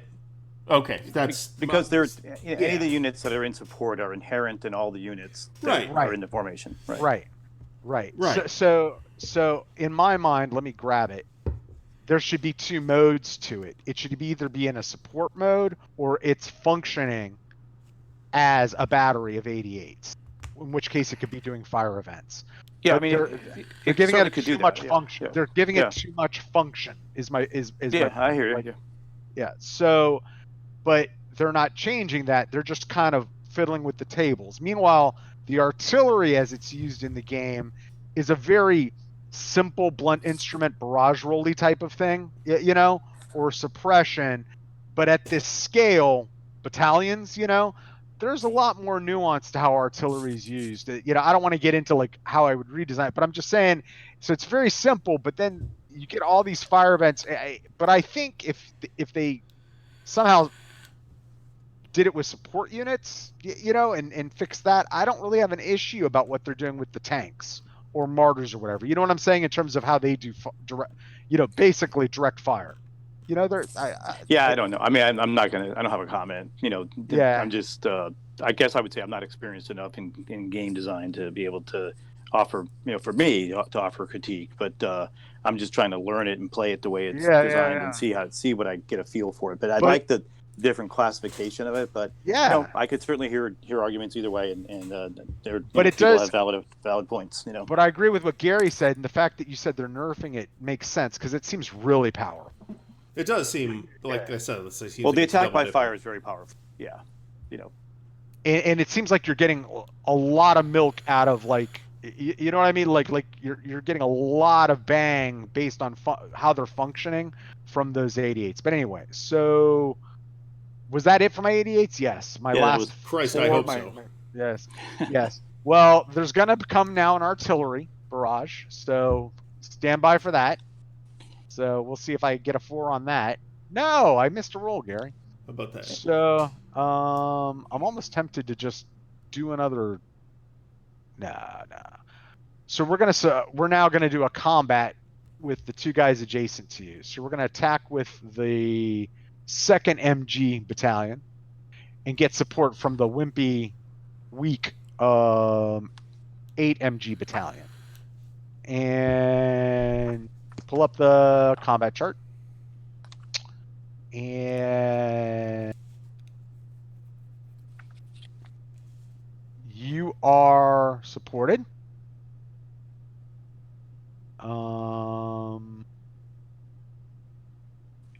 He's not supported. Yeah, he's not because I dropped it. You're not supported. You're suppressed. That's 2. Okay. You are getting the assist. Yep. There's an assist is 3. 4 is for double objective zone. Mm-hmm. And however, you are in prep def. Mm-hmm. And let's see if there's any terrain. One more AR. Yeah, there is terrain. So Let me verify that, but I think so. Yes, there's terrain. There's hexside terrain. Yeah. So net +1 is what it sounds like. I think you're correct. So let's do this. Well, luck is luck. All right. So that's what does the bracketed A1 mean? So it means the attacker loses a step if you are in prepared defense. But I rolled or key. Yes. You have a 10. No, adjusted. Yes. So all right. that why I'll lose a step. Right. Why I attacked with the big boy. And I think that is it from activation because I'm not attacking the Matildas with the Pioneers. So I don't think I can attack the Matildas with the Pioneers. So we're done. And let me. You could attack the Matildas with the Pioneers. It would be no. Now there are some mods because the one of the Defender mods is non-support red AVs in an open hex. If they're in open, yeah, they get +2. But I do have the 88s. Well, you've used the 88s, right? Yeah. I'm not attacking. Yeah. So do the 88s no longer function? Well, he's on the attack anyway, so it wouldn't matter. He's on the attack. So remember, the only support that works on the attack is red support. Red support, right? So that's the only one you get the +1 for when you're attacking on the combat table. Right. I am done. Okay. My activation is done. Okay. I will have an activation with 18th Australian. So let's see what. Let's see where they're at. I'm gonna have to use the restroom, so I will let you. That's cool. And you can take that support drop marker off now because you can get support to those guys. Okay, so Snafu's gonna be +1. Pretty sure that's it. No, they're +2 actually. They're fresh. That is a 7, so that's a full activation. So at least I can friggin' move. That's nice. They have the tracks, right? Did you get that in there? That's true. So it's a partial activation. Plus, they're in prepared defense. All they can get is a partial activation. Oh, I don't think I knew that. Yeah. Okay. All right. Yeah, when they're hunkered down kind of in the prepared defense, they're not going to get a full, All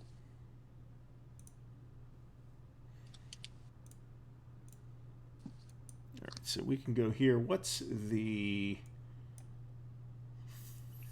terrain effects for Rise? Yeah, okay. We'll work with that. I'll work with that. That's one movement for a leg guy. Okay, so a total of 2 to there. Yep.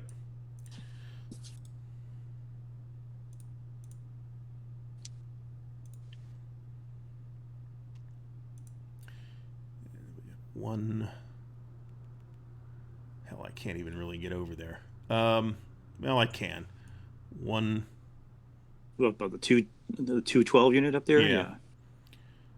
2. I could put him in move mode. I'm reluctant to. Wait a minute. Yeah, I could put him in move mode. I got caught pants down with that Royal Tank Regiment in move mode. That's why that happened. It's one step unit in move mode. So we can go 1, 2, 3, 4, 5, 6. Yeah, let's go with that. That will have to do.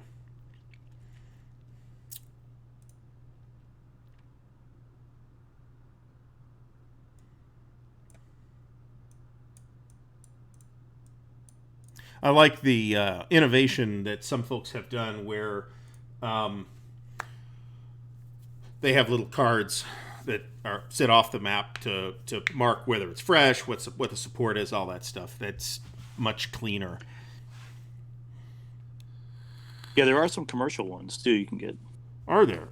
Where? I'll have to look and see.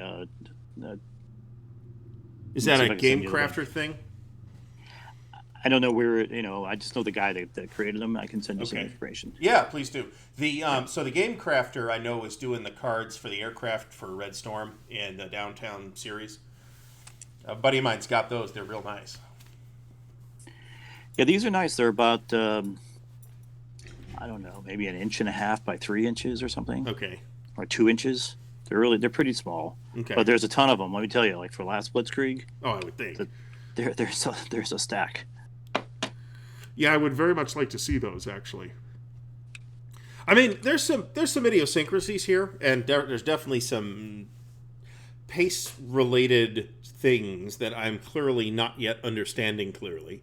But at the same time, I like what I'm seeing out of this game system.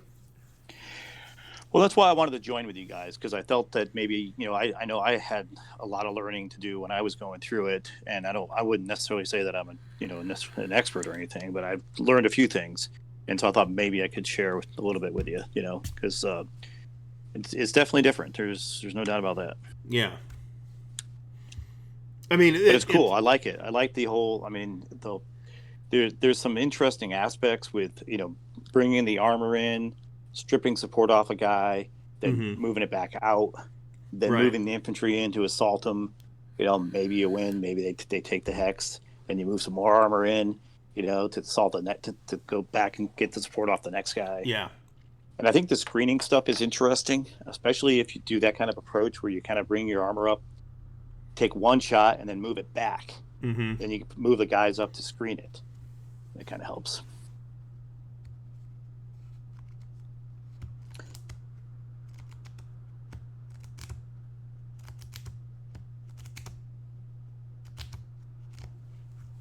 So, all right. So I think I'm done here. I don't see much point. No, I will try for a second activation, actually.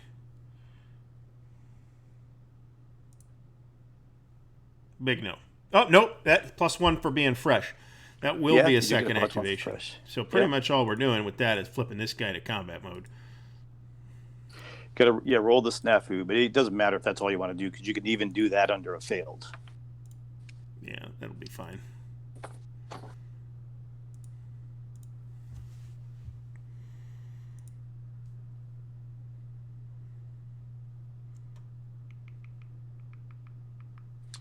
All right, Wadi versus Deep Wadi. Christ, more Hexide terrain.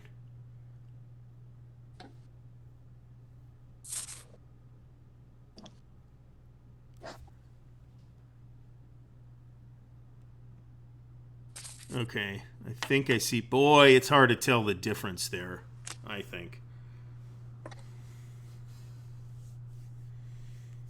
But I don't believe Deep Wadi will be coming into play. And that is significant because Deep Wadi is terrain, whereas regular Wadi is not.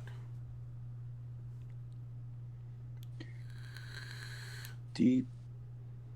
Looks like there's Deep Wadi way up on the up on northern the coast. part. Yeah. Yeah, by the coast, yeah. Yeah, it's not. I had to look about 3 times at it to tell the difference. Might have been better to make the Deep Wadi black or something. Yeah, I don't So know. I guess the difference is actually over or under the hex grid. The Deep Wadi is over the hex grid. The regular Wadi is under the hex grid. I think that actually says. Yep. It says that somewhere.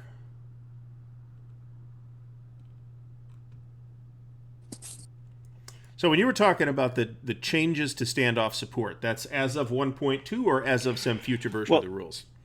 It's not changes just to standoff support. They haven't, for this new game that's coming out, the Panzer's Last Stand. Mm-hmm.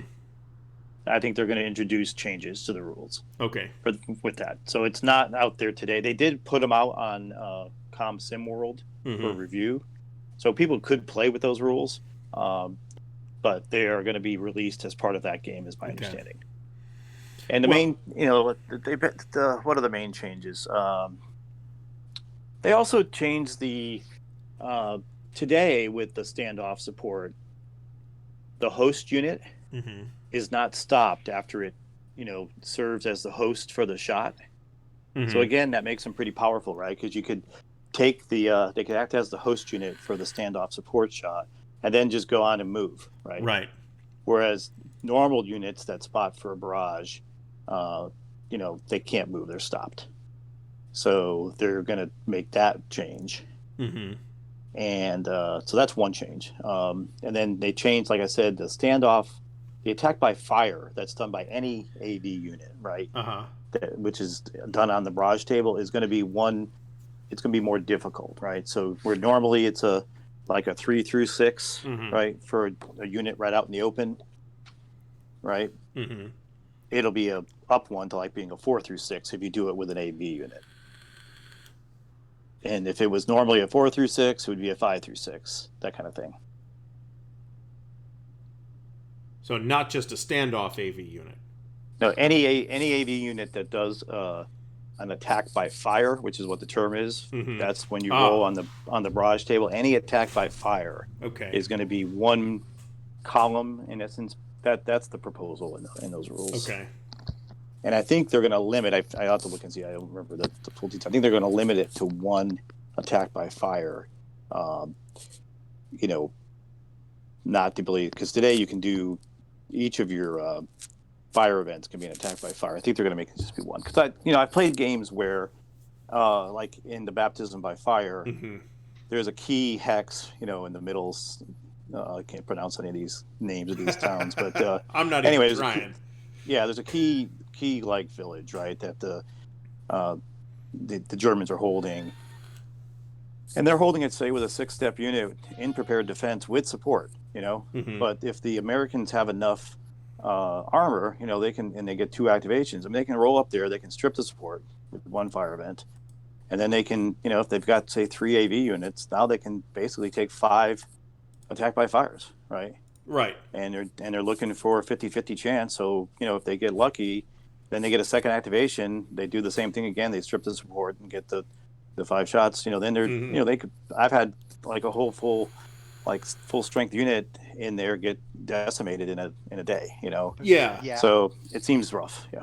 Yeah, I back guys. Yeah, I agree with you on that. They need to limit that. And since we're, this is being recorded for posterity and people listening, I wanted to be a little more cogent about my comment about the 88s. My problem with using I'm going to them let you guys talk that through. Well, I use the Okay. restroom. I'll be right back. If you're parceling them out as support, right, from the headquarters. So let's take this Fifth Light formation as an example, right? So I have 5 units spread out there. So the 88s are being dispersed to those units. You follow what I'm saying? No, I'm with you. I understand your point. Yeah. I mean, you've got 3 batteries of 88s. They're dispersed among all these units, but yet we're going to be able to, and this is what I guess they would say is in the course of a day, right? So if you think about what's going on here, this formation is, probably attacking in the morning, right? Let's just talk some abstract things. And maybe they get the second activation, they attack again in the afternoon, right? Yeah, so that's so what they would say. And my comment to them would be, in a whole day, you could not concentrate and unconcentrate and reconcentrate and you know what I'm saying, to get the full day's function out of those guys. Yeah, So, that's what I guess that would be the question. Yeah, right. Is that within the term of a day? I mean, if you were attacking in the morning, could you send those guys out in a concentrated fashion and then still have them be interspersed among the units, later when those units are being attacked? So it's a rough. Let me give you my example. So the Panzerjägers, right? So they're either in support, right, or they're at functioning as a unit. Yep. Okay. The problem is, because of the 88s and the way they work, they've only got 2 modes, essentially. They've got a mode for trucking them around, because they're not set up. And then they've got a mode for support. They almost need a third mode. They could be on the board just like that, just as you're showing them like that. Right. They could. And I guess what I'm understanding you to say, and I think you make a good point. I'd be interested in what the designers say about that. But if they were on the board, as you were just showing them, right, not in standoff support mode, then they would only be able to move 2 hexes and then take a shot out to 2 hex range, because that's what it's showing, right? Right. But all I'm saying is, because of the way the 88s work, they also need a third mode for I'm in truck mode. Basically, I'm. You know what I mean? I don't mean literally in game terms. I mean, we're in transport mode. We really can't do anything because we're loaded up. But we can move very, very far. Right. That's what they're showing there, right? Right. So it's almost like they need a third status for it. Like, are you concentrated to fire? Are you spread out to support the formation, or are you trucking around? And that's that. Well, I think you could do. There's some. Yeah, it's. I don't know. It's interesting. It's. Well, that's kind certainly of reflected. Concentrating them is they're very powerful. Yeah, I mean that's kind of reflected in putting them in standoff support, but then they're not limited. They can still do fire attacks in standoff support, and furthermore, it's about how many. Right. Yeah. You go ahead. Yeah. 2 hexes from any unit in its formation too. Right. Throughout a whole day, they're dispersing and concentrating amongst, for instance, here, let's pretend it was just 188, right? So not 3 batteries, but 1 battery was available for support. That battery throughout that whole day's activation is successively dispersing, in order to provide Zocs that stop you from moving, and to provide, basically anti-tank support to strengthen the infantry units, against, the armored, the red AD of the other units. Yet they're then magically coalescing to bring in one specific spot, like with this unit, let's pretend, and then they're just pummeling away and doing attacks by fire against 1 hex.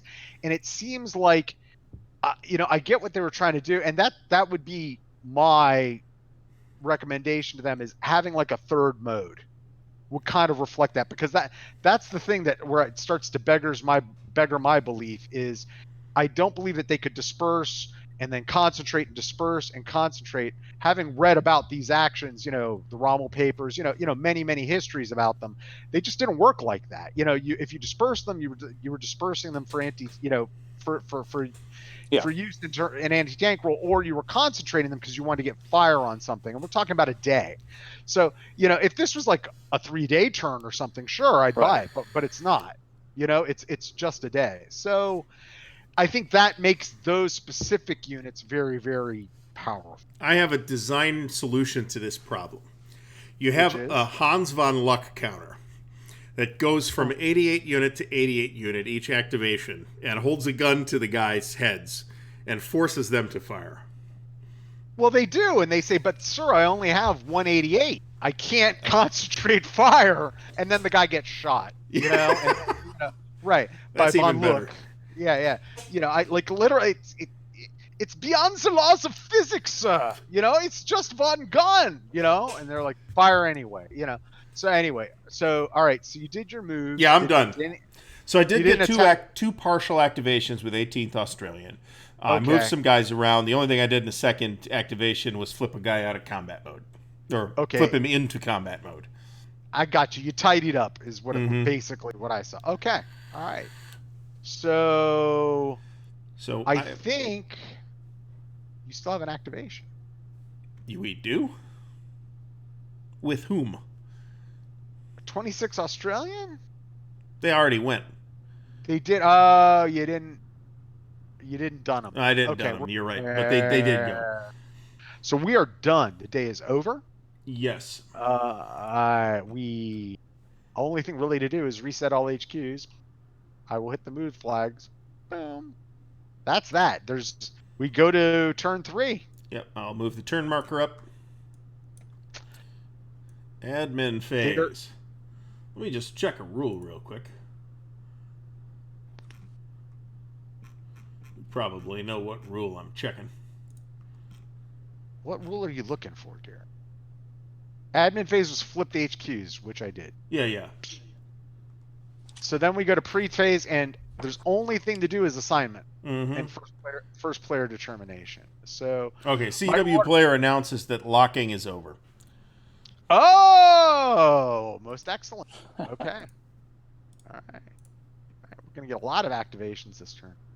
So my orders last turn, if you didn't know, were just advance. Everybody advance to Pilastrano was the order, which they did. And now we got to write some orders. If you're in prepared defense, you kind of don't have to worry about them because your HQ can't move.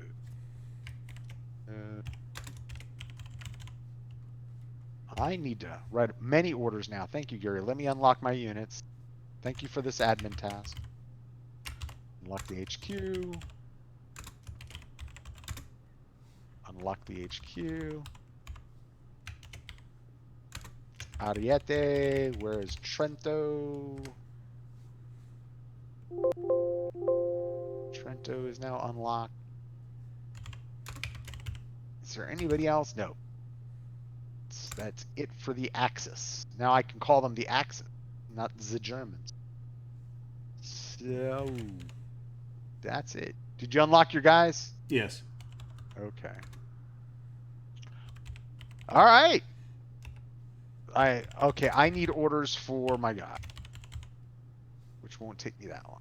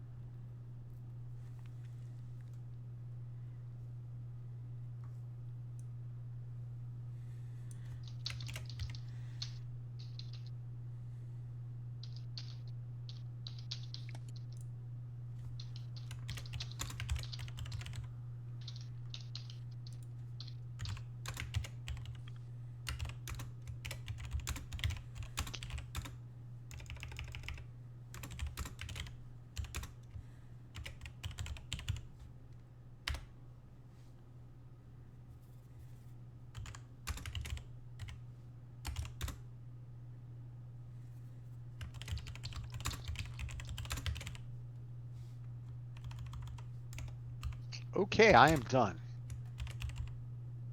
Ready to go. All right, just a second.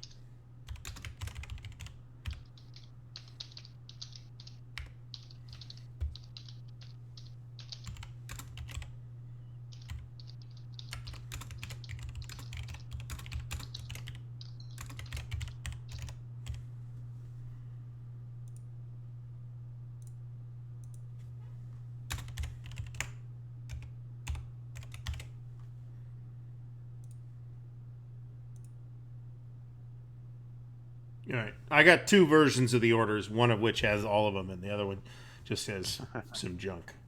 So I just wrote it as a private note, because not enough. that's totally fine.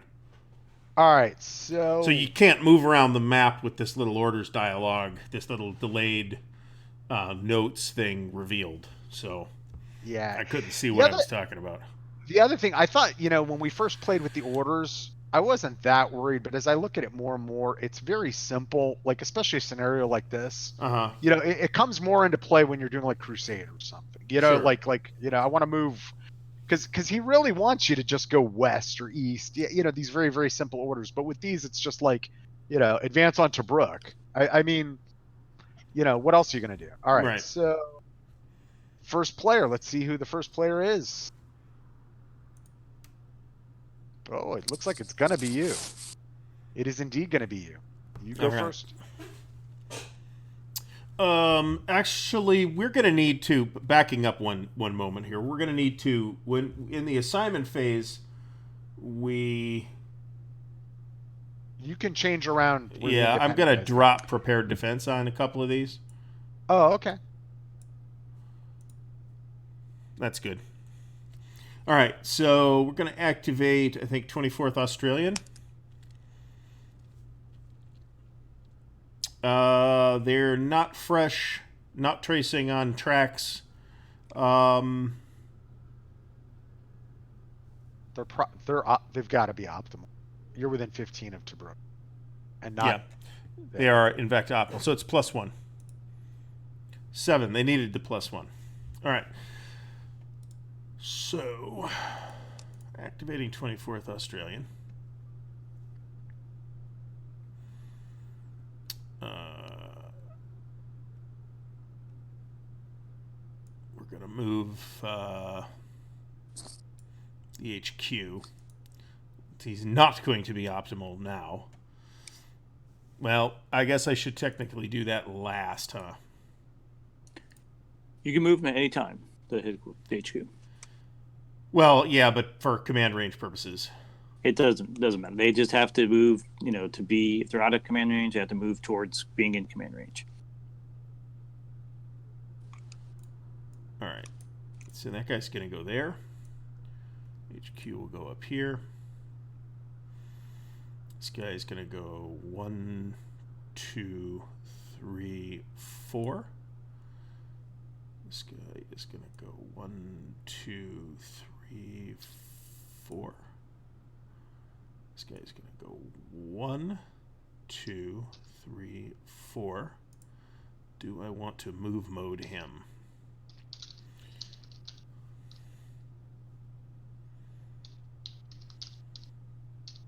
Yes.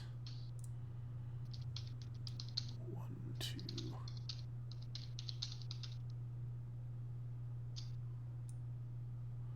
And we'll move these up here.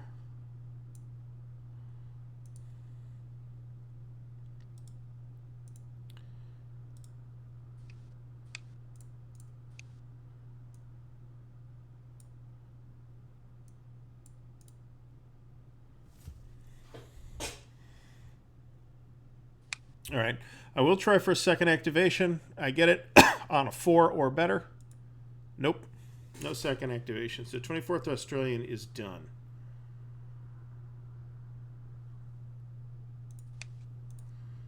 Alt-O to enter done mode. That makes no sense at all.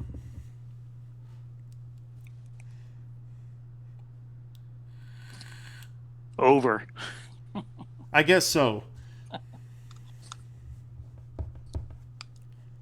So it's one of those.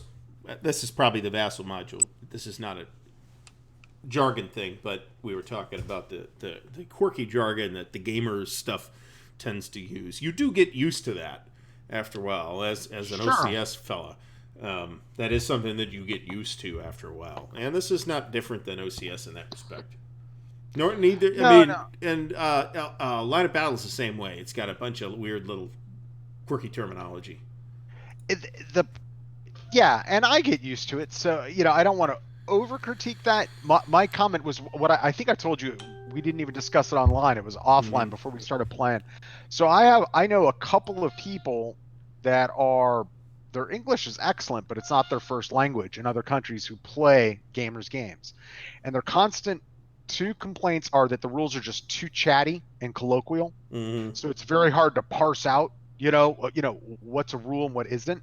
You know what I mean? When you're going into it, and then the use of terms that don't mean what they say necessarily. We're just coming up with something.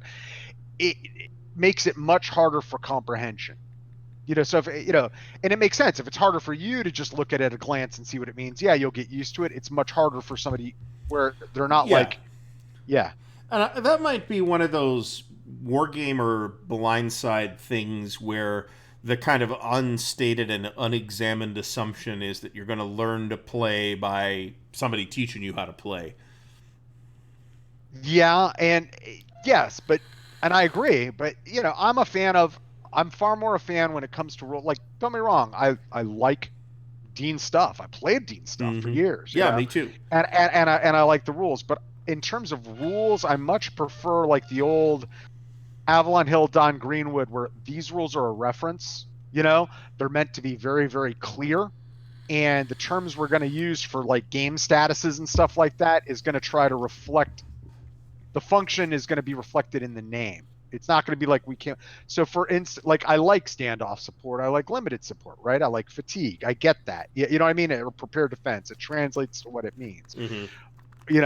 But then going with that, I would be, instead of crossing the streams, which is like you said, if you, a video game term or something, congested supply. A Ghostbusters term, actually. Right. Exactly. So you're right. Sometimes you got to come up with names for stuff, and it's just a function in your game, and you got to do it right. But to me, it's like stuff like that. I would try to keep to a bare minimum, because that's all. Anyway, I don't want to get too super critical. Continue. 24th Australian is done. It's your activation. Don't you? So you did not get a second. I did not. It is my turn. Well, I think I got to keep trying to beat the crap out of 18th Australian and get to Fort Pilastrano. That's my goal. So we're going to activate 15th Panzer. And we're on tracks. And we're optimal, but we get the net -1, so we're at a net -1. Here we go. It's partial. Wonderful. I feel bad. Wait, no, I don't. No, you really shouldn't. So I think with this partial, though, what we're going to do is go... I think it is time.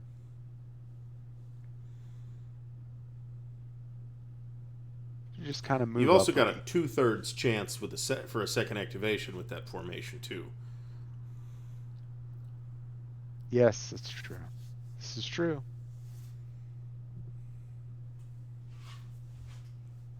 I really don't want to lose these Panzers, but I'm going to risk it. No risk it, no biscuit. To quote General Bruce Arians, the Tampa Bay Buccaneers. We're going to go there and stop. So you have to engage the Matildas because it's a red AV. Yeah. So I'm thinking instead of doing that, I want to get my pan. So, on the engagement, though, you're at a +2. You're at a net, effectively net -1 for the armor value, but you're at +2 for the action rating. I am aware. I'm aware. I'm just pondering Yeah. how I want to go about my turn. Whether that's really what I want to do first. This is another one of those sequencing is key things too. Line of Right. battles Yeah. like that too. Sequencing is absolutely key. So we're gonna go 1, 2.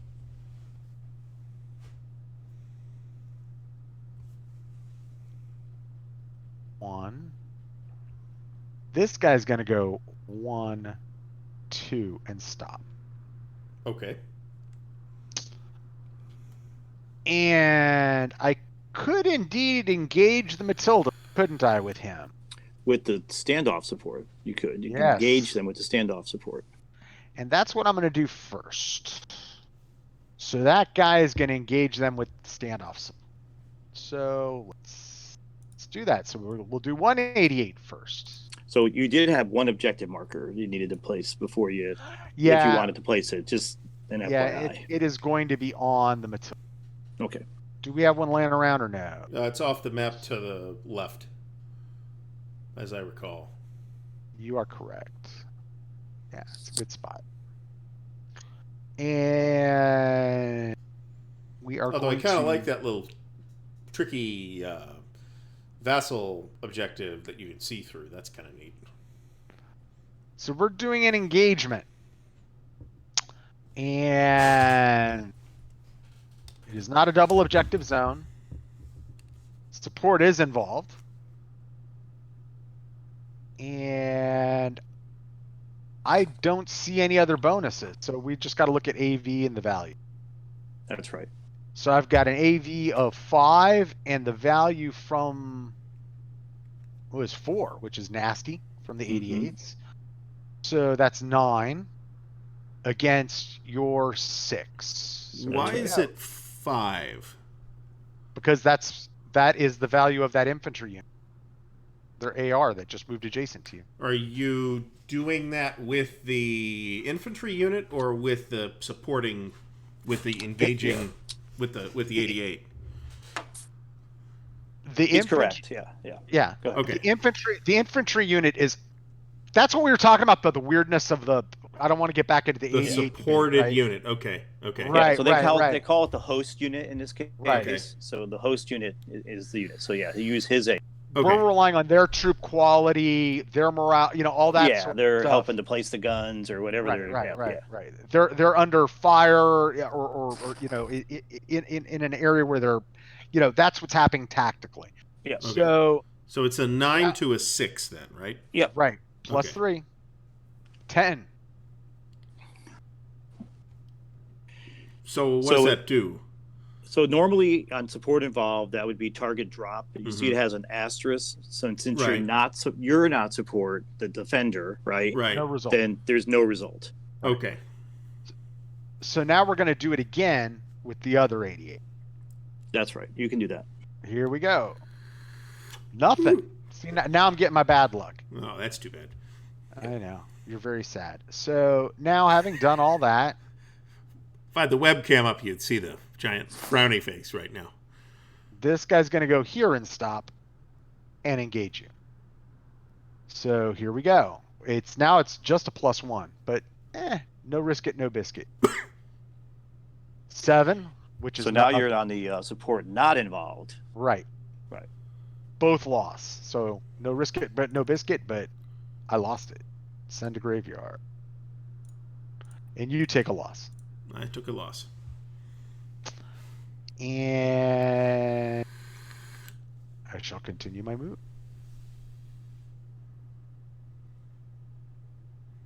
This guy will now finish up by going 2. And these guys can move 2.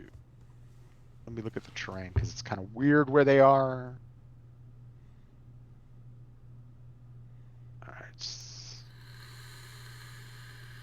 1.5, 2. And 1,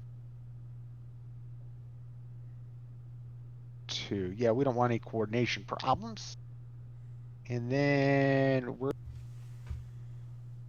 really move the headquarters up to here. And doot and doot. Okay. That is my activation. I did an engagement. So I'm pretty sure it's a 1 to 3 fatigue. So here we go. No fatigue. Wow. These Germans just don't get tired, do they? And now let's see if we get a second activation. No. That is it for 15th Panzer. They're done. All right. I'm going to try and activate 26th Australian. We are plus 1 for optimal distance, and that's it. So that's 9. But apparently, if you're in prepared defense, you only get a partial activation. Yes. Which is fine in this case. So we're going to move back 1. Let's actually Are you running away? activate him.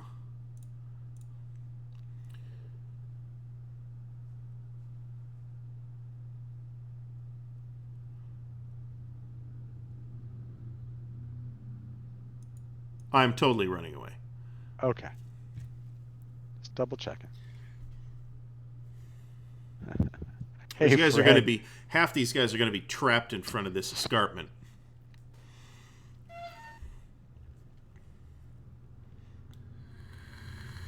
Bad dog, no biscuit, Fred. Yeah, I agree. I heard that Coach Bruce Arians, I'm not a Tampa Bay Buccaneers fan, says no risk it, no biscuit. That's his thing, which I think is the stupidest thing I've ever heard. It's you know, NFL typical. So, Where are you actually in Tampa? No, I am in greater South Florida area, like Palm Beach. Okay. Where the weather's nice. I was born and raised in Miami. I'm a lifelong Dolphin fan. Wherever I've been, that's the way it is. Which has been 20 years of pain, but there's 20 years of a lot of good stuff. Don't worry, you can still gloat about it when the last undefeated team loses for their first game. Well, I feel pretty good about the future. I feel good. We got a lot of free agent signings, and we got a lot of draft picks this year. The front office is. I'm from Cleveland, so you can extrapolate how I feel about the future. Oh, I feel your pain. I'm a University of Miami alumni, and when I was a kid, I was a big Bernie Kosar fan. Oh dear. So, yeah. I mean, he's with Cleveland, so Bernie's not doing so good right now. No, but he was such. I always admire somebody who may have very limited talent, physically, but can play the position extremely well. Well, he did, but until his head made one too many contacts with the AstroTurf. Yeah, he would risk it. Yes, he would. Yeah. Because their offensive line had more holes in it than my kitchen colander. Webster Slaughter. There's one for you. There's a blast one. Yeah. Honestly, when they left, that pretty much sucked out all the joy in professional football for me, and it still hasn't come back. Lord knows the Browns aren't giving me any reason to want it back. Yeah.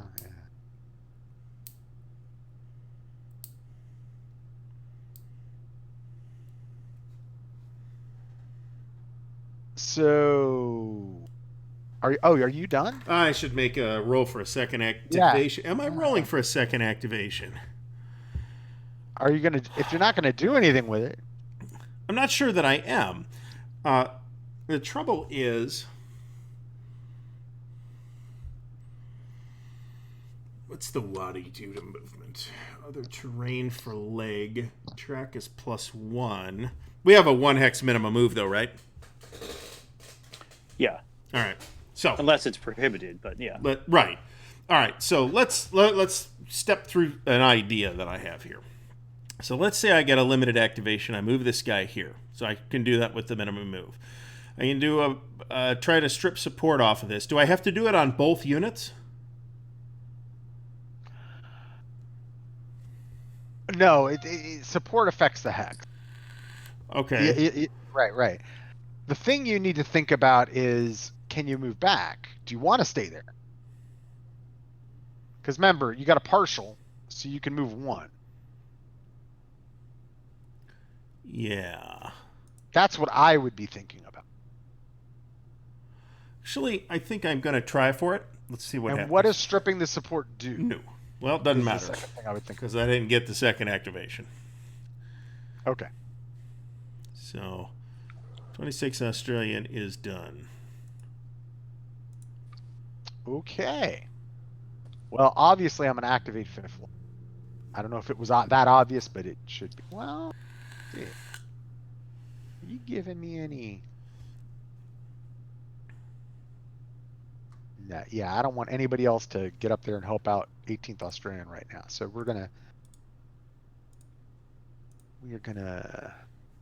absolutely activate fifth. Come here, fifth light. Flip. And snafu's at net -1. Partial.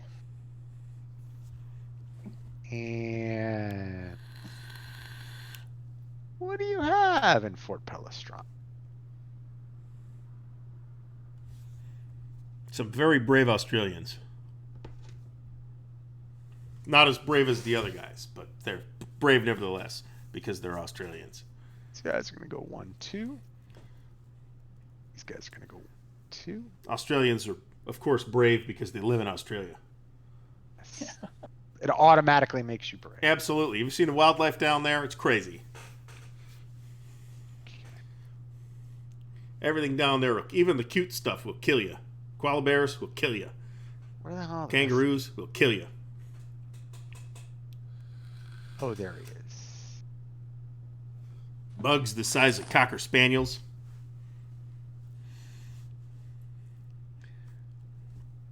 Don't think we're going to make that. We're going to do... That guy's going to go there. That guy's going to go there. Distance. And this guy's going to go... 1. Ugh. God damn it! Curses! Yeah. They're going to do that. This guy's going to go 1.5, 2. This guy's going to go...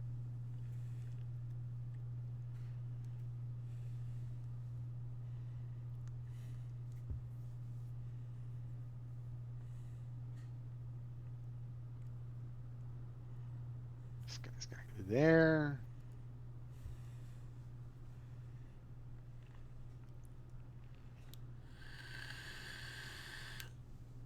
He's going to go there.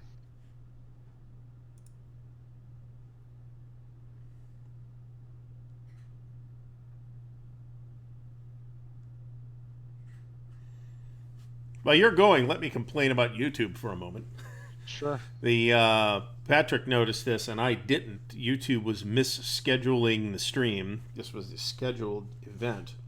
Repeatedly. It's like the third time that either the time got messed up or it suddenly became private. It was, I don't know. It's very irritating, and I don't know why we keep having problems with that. Okay. I am ready to do whatever it is I am going to do. So, Okay. First thing we're going to do is everybody's maxed out their movement.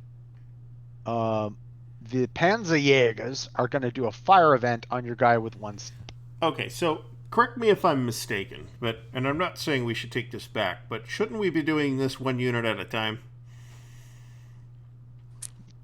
Nope. No? Okay, so we do all the movement, then do all the fire stuff. You don't have to do all the movement, but you don't have to do the firing. Right. What you cannot do is move one guy, move some other guys, and then come back and move the first guy. Right. Okay, so the moving is fine, and then you can decide later Okay. if you want them to assist or attack, but Right. they can't move anymore. Okay. So what I could have Okay. chosen to do in this move, as an example, Gary, is I could have moved that armored guy there first Right. and decided, hey, I want to do fire event or drop support, all that Right. stuff. But I said no. Because I'm going to move everybody up adjacent and stop my move, right? You Right. know, that's going to be my move. Okay. Let me just do all that, and then I can figure out how I want to Okay. go about it, going after my problem. So basically, everybody's done moving at this point. Right. Okay. Right. Right. So what I'm going to do is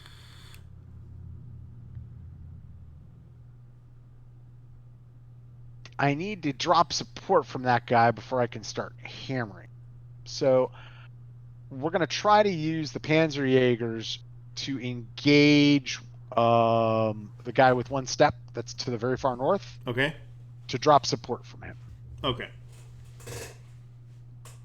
So, I needed to place an objective. Well, the objective is going to be on the objective hex. Haha. Maybe. Yes. So let's do that engagement. So it's not a double objective. Mm-hmm. We're on the Support's support involved. involved table. Right. I have a 5, and you have probably more than that, is my guess, with your support. What's your limited support? I only have 1 support though. Yeah, but it's a 2, so it's got an AV of 2 with Plus your okay. AR the 4. Right. So it's a net -1. Okay, let's see Okay. what happened. 4. That's not good. No result. Yeah. Okay. So that's 1 fire event. Mm-hmm. Well, no, So- you're on the. Oh, it was a net of a 4. I'm sorry. Yeah, go ahead. Yeah, Yeah, net net of 4. Yeah. So since they're kind of wimpy and can't do much else, they're going to try and do that again. Here we Okay. go. That's better. So So target that drop. will drop support. Right. I could have also taken firing loss. That's not really a great attack, but it's turn 3 and who cares. So now that we've dropped support, we're going to use an 88 and we're going to do a fire event on you. We're going to barrage you, and you are in open. There's no terrain, but you're prep depth, so it's 4 to 6. So here we go. They die. All right. So he goes away.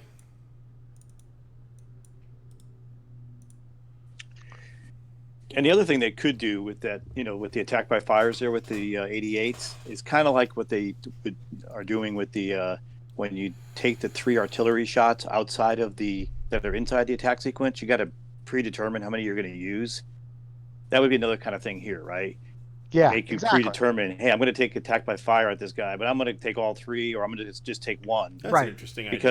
Because then at least you're committing to something.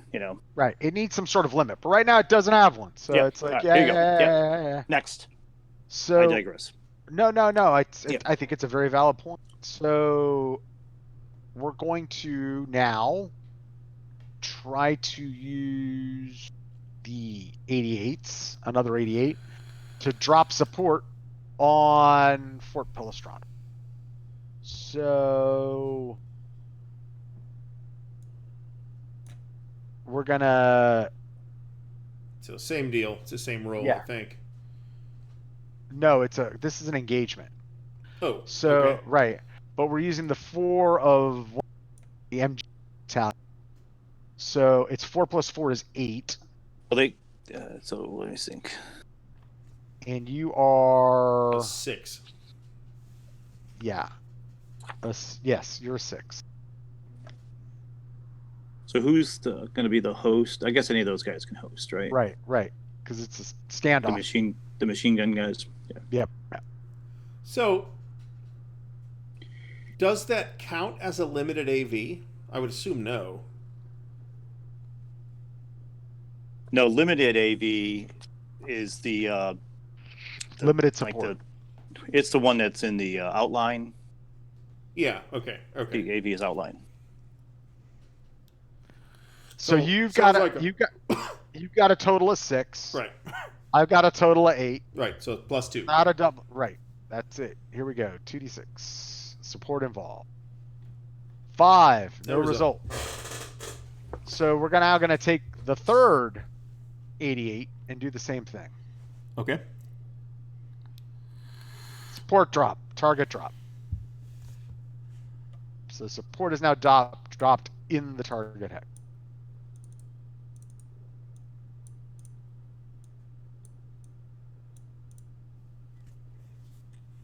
The objective hex. Okay. So now with the tanks, we're going to do 2 attacks by fire. And this is tougher, terrain-wise. You are...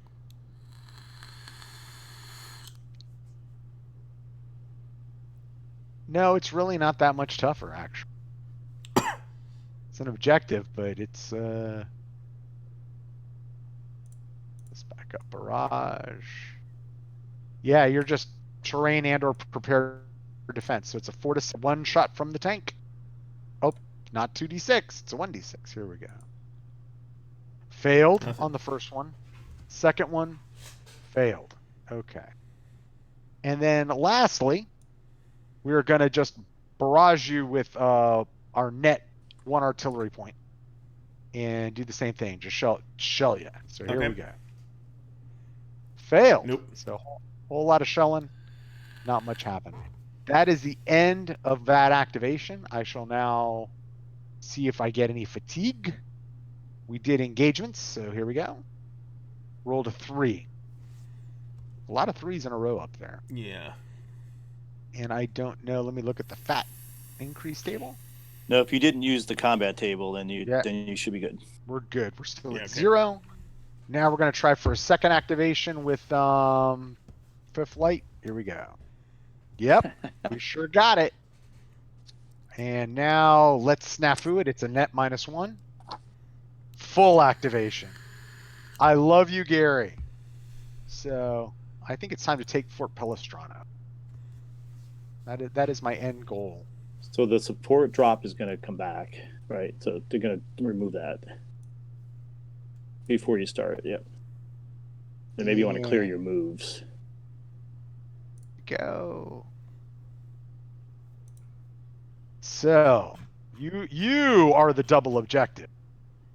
So what I'm gonna do is get maneuvered in place.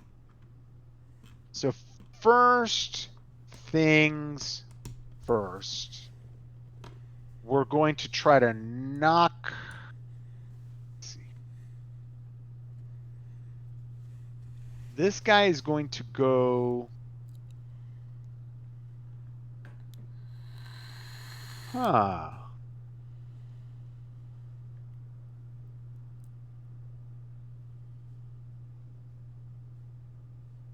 Why, Gary, I think I might be able to jump your 20th Australian headquarters. I need to think about this. Oh, probably. Heck, they haven't had a chance to do anything yet, so... Can you do that with a recon unit? Don't you have a recon unit in there somewhere? Yeah, but they're not red AV.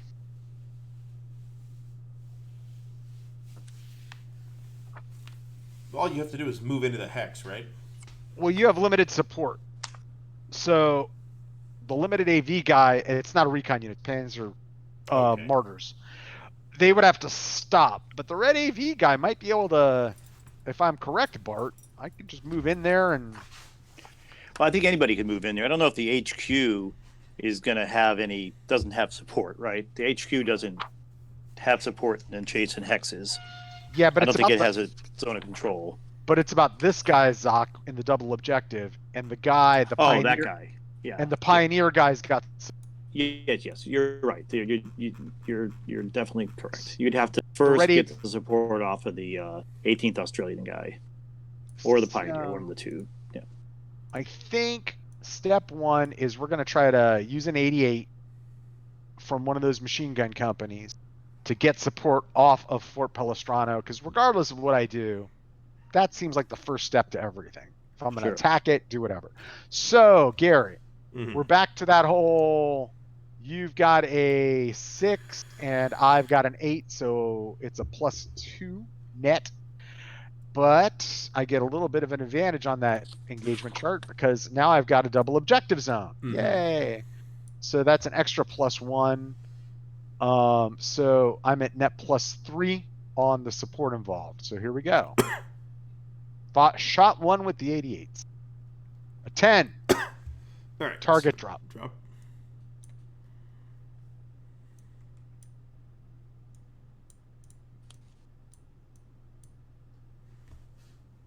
See, before I just rushed up to you and did stuff. Now I am sequencing for very specific reasons. So, all right, supports drop. Yay, Zoc free. So now this guy can go 1, 2, jump the headquarters.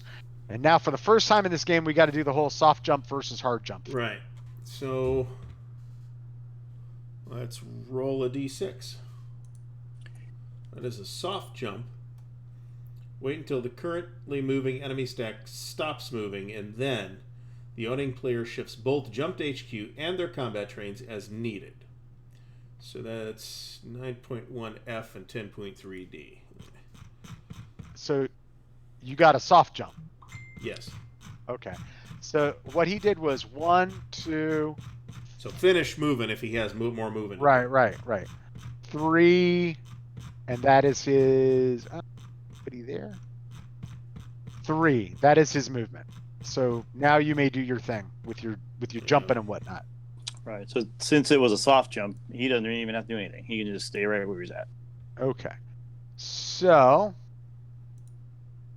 but Gary, you're correct. Now that I've freed that Zoc, now I can go 1, 2, 3 and try this all over again. So we're going to try another jump. So you got to roll. Same to you. Okay. All right, so I stand corrected though. On that last one, because it was in the zone of control of the Panzers there, he can't stay where he's at. Okay. So he could have gone back to the same hex he was in, notwithstanding the fact that he can't go anywhere where his zone of control was. So he'd have to back up 1.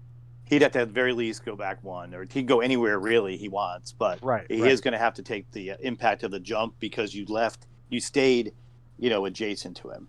So if you stay in his hex or adjacent to him, then he pretty much has to go somewhere. If you just kept running through and went somewhere else, then he could stay there.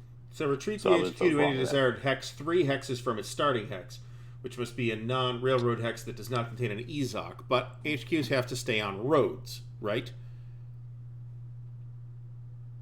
The track is considered the road. Yeah. All right. Yeah. So in that case, we will back up to here.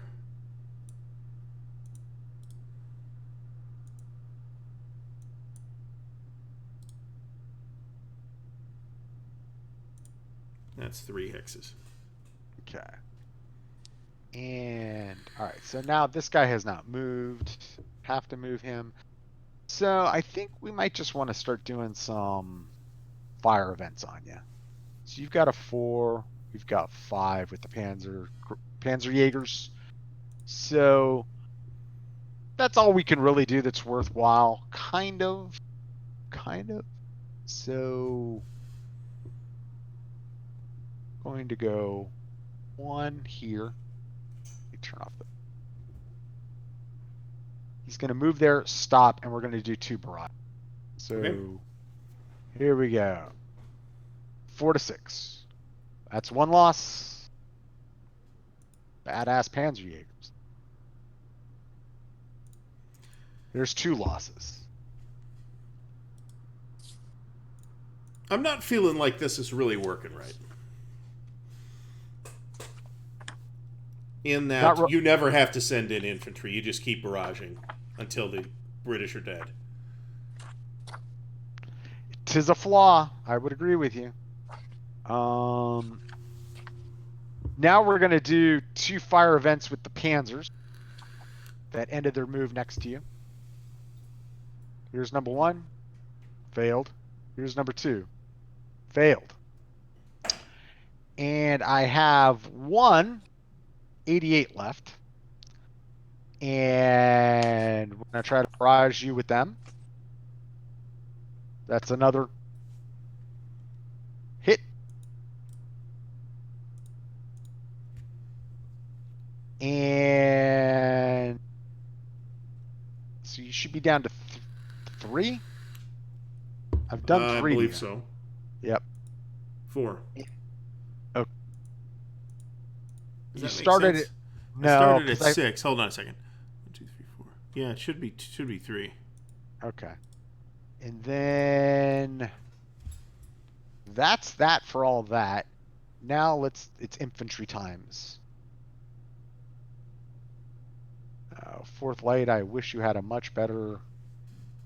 5th light, I should say, I wish you had a much better AR rating than you do. All right, so this guy's gonna go here. Did you intend to have that infantry battalion flip to the move side, or was it just a mistake? Which guy? Who? Where? When? The guy in the fort.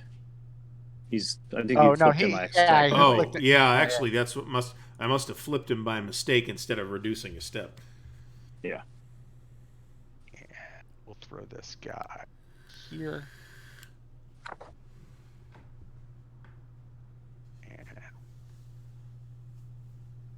Yeah. Yeah, the headquarters can't go into the zone of control. Right. I think we're gonna fall that guy back there because we got 2 units of J. And that's it for 5th light movement. So now we are indeed gonna do an attack. So we've got 1 artillery point left, and we're gonna suppress you. And we are going to attack with doesn't really matter. Kind of does. We're going to attack with the stronger, the 2nd MG battalion, and the pioneers are going to pull off the assist. So, and you're in a double objective. So we go to combat, and you are not supported. I am supported. So you're not supported because you I'm got to not have red support. Remember? Right. So none of that matters. There's a +2 for suppression. There is a double objective zone. That's 3. And I think that's it. +3. The 4. assist. +4. And then you're in prep def. Yep. And you're not, it's actually not key terrain. It is. Remember how, actually, I think we might have been missing this. Remember how that fortification hexside terrain works. If you're defending past it, you're in terrain, plus you get the hexside terrain. Right. So that's actually true. +2, +3 for prep def. And I think that's it. That's it. So it's a net +1. Right, and here we go. 2d6. An 8. A1. A1, desituational. So we'll lose a step here. We attrit is what happened. Decrease. Was that who was that? This guy. Oh, okay.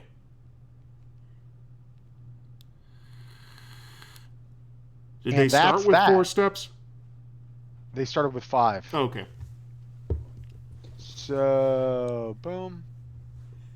Well, guys, thank you very much for letting me sit in. And no problem. Thanks for coming.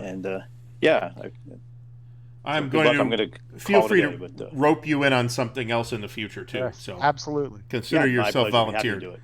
All right, take care, guys. All right, thanks. You have a good one. Take it easy. Yeah, bye. Yeah. So we are done with 5th flight. So over to you. All Let me right. pull the double objective off. I'll move it over to the. I don't think I'm going to win this, to be honest with you. I think you're going to win it.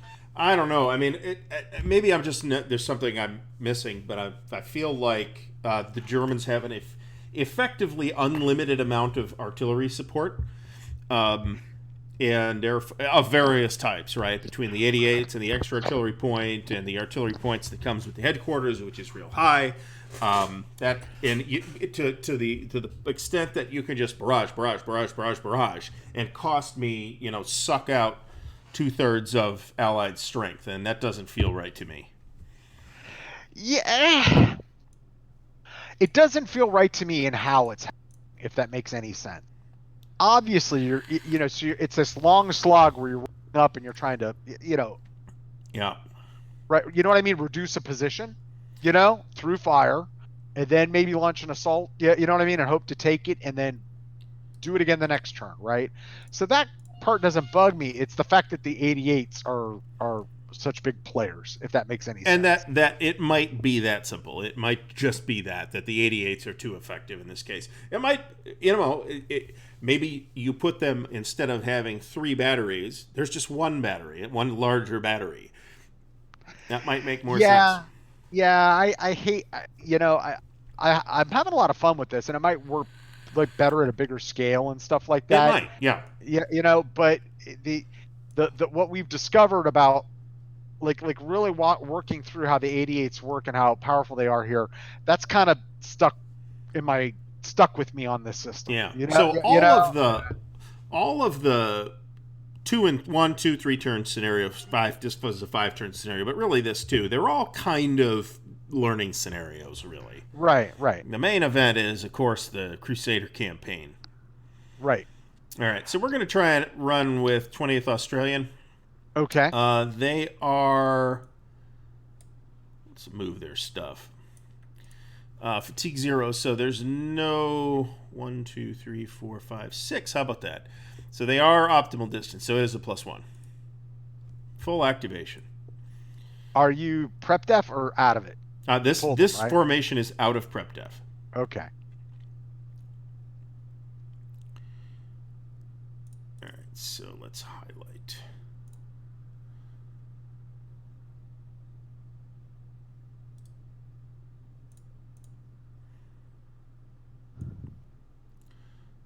All right, make sure I'm seeing the terrain correctly here.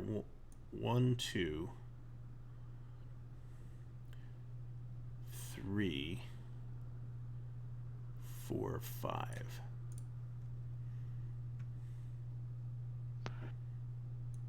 I think one of the just keep moving. I'll talk. You'll half hear me, But I think one of the things, like we talk about system versus purpose built, that idea is, it feels like these systems are under construction for like 3 or 4 titles. Yeah, possibly. You know what I'm saying? And so if you're changing those fundamentals so greatly, well, what? Then you go back and you've got to redo. It seems very, I don't know. But yeah, I had a lot of fun in brevity, and I'm seeing a lot of holes in this one. So I'm curious, if we do a third thing, where that'll come up. But this is, I think this scenario we played has really displayed the holes in the attack by fire and the firepower system, and specifically the use of standoff support. I think the way it handles like normal support is just fine. Mm-hmm. Like those Panzer Jaegers that I barraged you with. I mean, we could nickel and dime about whether it should be +1 or -1 to their roll. Right. But that's a perfect roll for them. It's like, okay, they could either be providing limited support to the formation, right? Or they could run up there and shoot at those guys, and try to get a result from it. But the 88s, feel real weird. All right, we're going to try for another activation. Oh, you're clogging up the arteries up there. Okay. And they get one. Well, this is... although, unless they're moving, I don't know that being in move mode hurts them very much. I mean, they can't attack, but I'm not attacking anyway. Right. So that's a thought. And if I don't have anybody in range, go for it.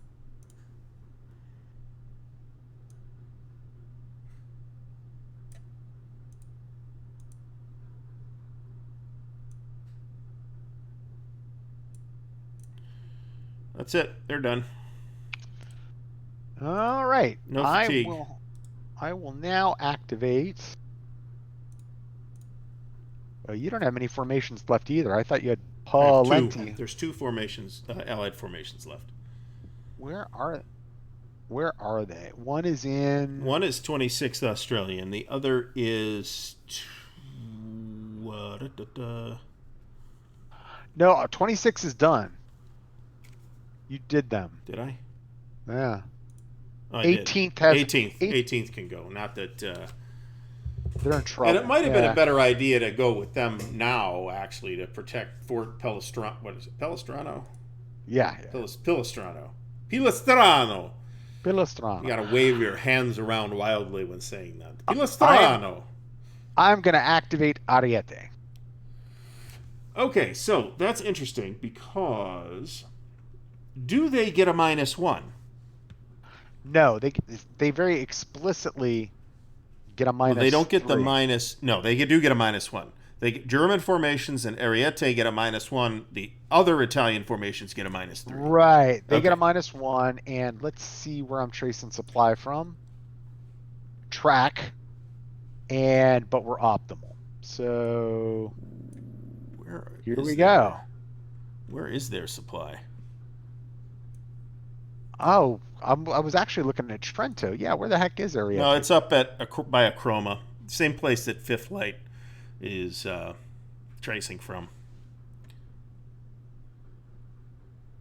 Let me see there. I may not even be an optimal. You are 15 hexes away. Oh, so I'm just an optimal. So you are optimal. Well, that's going to cease if I get a second activation. So let's see here. All right, so let's snafu this. It's a net -1. Partial. So I don't know. It is Ariete, which is probably the Italians' best formation of this size. But that formation is just as good as most of these Australians. yeah, they're very low strength though. If you look at them, look at the ARs? number of. No, they're steps. 4, 6, 6. Oh, those aren't Ariete. Oh, okay. You just have what do you have? 3 units? 4 units? Yeah, that's it. It's just 3 units, man. Okay. And 2 of them are at like 1 step. All right, so this guy. Yeah, okay, that's fair. What is TKT? I got to look at it in context. Tankette. They're the small. Oh God, I forget. It's the little girly tanks. Yeah. It's a little tankette unit. Yeah, I think they're treating them right. They're making them hard. You know what I mean? But they Are they hard? I it- don't think they are hard. no, they are because they've got a red 16 red movement. That's okay? track. But- The yellow unit symbol means. oh yeah, they're they're hard. soft. Yeah, they're soft. I think they were using them as recon at this stage of the war. So I mean that makes sense. Yeah. So let me, but they don't give them a recon function. They call them tankette. You know, which lets them not do screens and what. So let me see here. First things first. Terrain. Primary road, quarter for truck. Okay.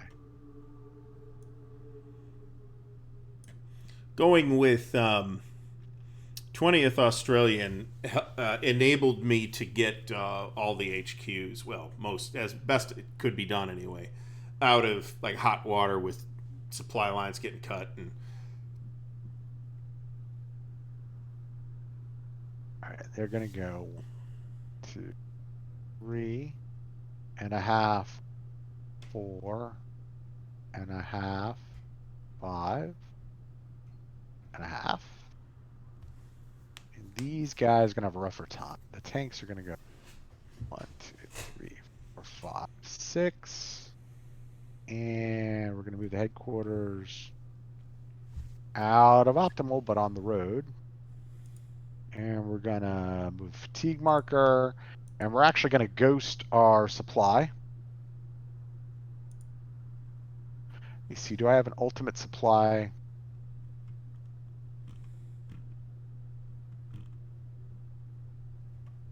Aside from that one over there to the south. I think you got to trace to one of those things along the western map edge. That map edge specific. Which Okay. makes sense. if you trace beyond the border of the scenario all the way south, those are all British. Yeah, Supply there's sources. really no option for the Germans but to trace on. So what I am going to do is ghost him. Which really, I don't think has hurt you all that much. Yeah, it has. It has. I mean, big picture, no, but in terms of snafu rolls, it's been there. We're going to put this thing like right. That feels good for stand optimal. And that is it for Ariete. Let's see if we get a second activation out of them. They at least get it on a 4. So let's see what happens. They do not get it. Done. Over to you. Who do I have left to go with? The 18th.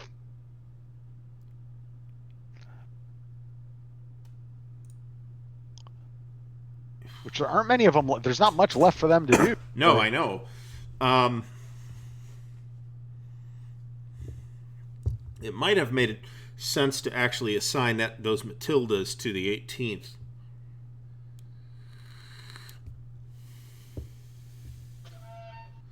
They can't really fall back.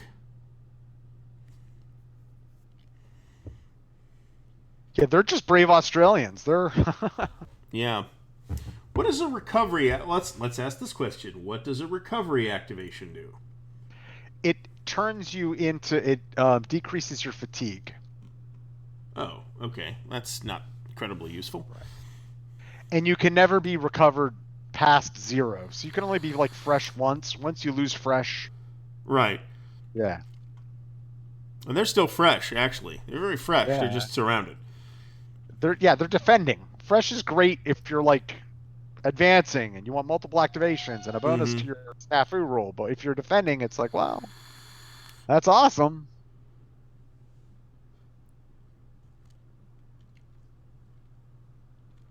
I don't think I have anything to do with them. Okay. I think they need to stay exactly. Okay, so the guys in Fort Pilestrano, can they move out of it? They can, but they have to stop because there are Zocs around them. But I'm okay with that. From support. So let's roll their activation. Here's the thing. Your guy that's in it, like if you wanted to switch those 2 guys out. Yes. That guy in there can't because he'd be moving Zoc to Zoc. So if you the guy that's abandoned not in there. Yeah. Right. Yeah, okay, that's what they would both be moving Zoc to Zoc. Right. All right, so I'm passing then. Okay. So yeah, just mark them as done. They're done.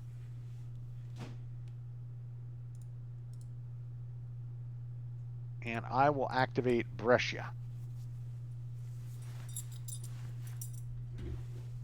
Brescia is actually not an optimal, but on a road. So they're -3. Where's right. Brescia tracing from? Right where it says 15th Panzer. Oh, okay. Okay, gotcha.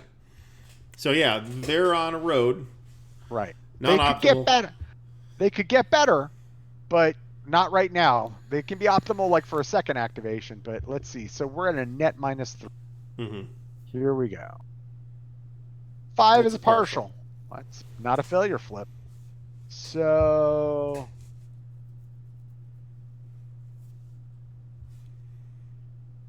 oh no. I wonder if they're what is it on road for foot? Primary road. 1/2. Yeah, Truck is the only one that's less. That's moves faster. Truck on a primary moves 1/4.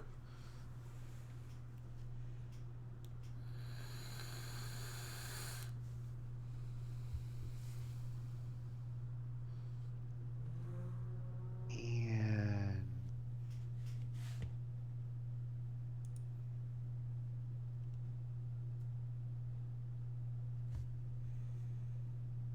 no, I don't think there's any point to do that.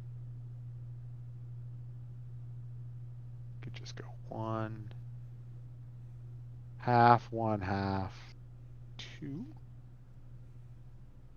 This guy's got to go 1,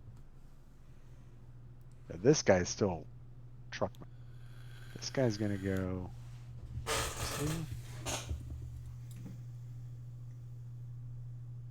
This guy's gonna go 1-2.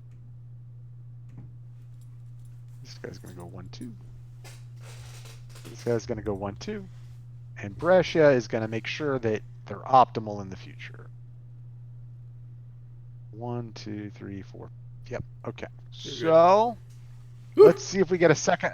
See if I roll a 6, shall we? I do not. What? Enter done mode.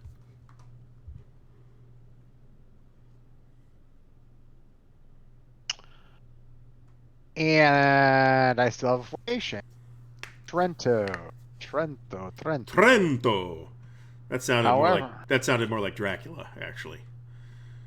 Trento is actually tracing all on a road, not a track, which is surprising.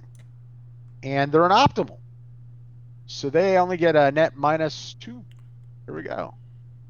It's a partial. I'm showing 17. Are you? Oh, here. Yeah. Is it as the crow flies, or is it along the road? 1, 2, 3, 4, 5, 6, 7, 8, 9, 10, 11, 12, 13, 14. Yeah, you're right. You are right. So either way, I could do 15 on the... Doesn't matter. It's a partial. So... Is it? I rolled a 6. It is a partial. Yeah, it's going to be a partial regardless. Okay. Yeah. If you had rolled a 5, however, it would be a turd sandwich. Did I? Oh, I just went way too far south on the map and lost all the counters. Okay. So what we are going to do with these guys...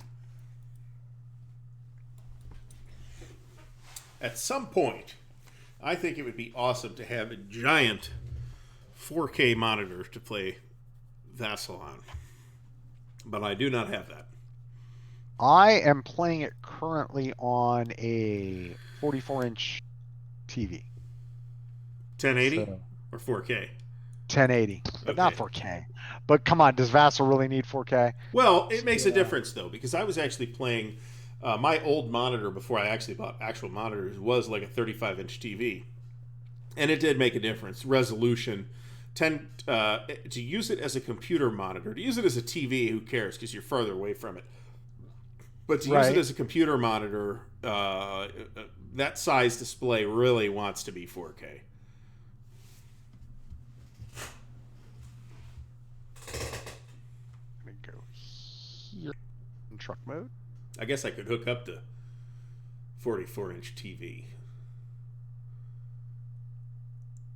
It's not like Vassal has enormous tech specs, you know?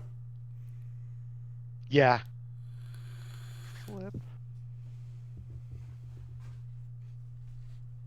Unfortunately, the TV is mounted to the wall in a non-optimal position for use as a monitor. The only thing I use it, I do use it to, like, if I have wargaming videos on or something like that,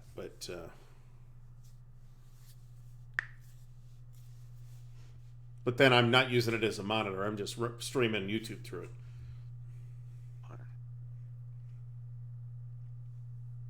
2, 3. We're just going to move them here. The fatigue there. Let's activate them, actually. We need a 6 or higher. We know we're not going to get it, but let's see what happens, shall we? Yeah, it ain't going down like that. That is end.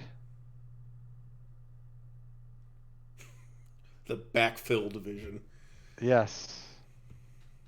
That is the end of my activations. That is the end of the game turn. Admin phase consists of me hitting a button. We are now on turn 4. I will advance the turn marker. There is no weather. There is no... We now go to assignment. You don't have any big decisions to make. Yes. Well, no, I have decisions to make. I said big decisions, like No, unlocking. Let me write the orders first. Yeah, my orders have been the same for like 2 turns.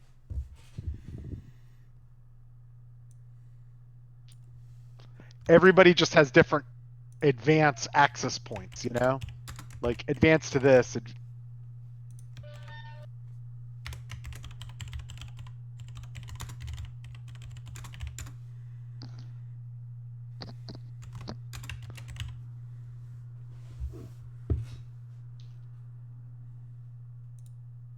I am going to go use the restroom again. I shall return as you Okay. write.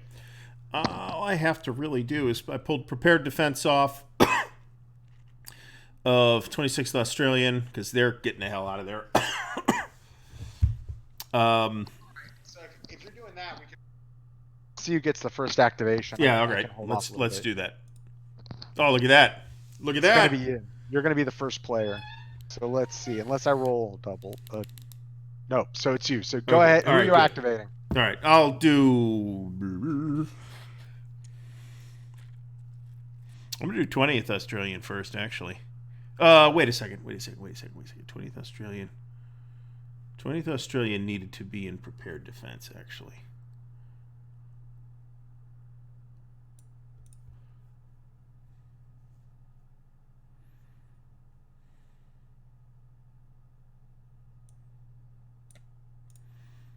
Australia needs to be. I'll let you figure it out. All right, that's fine.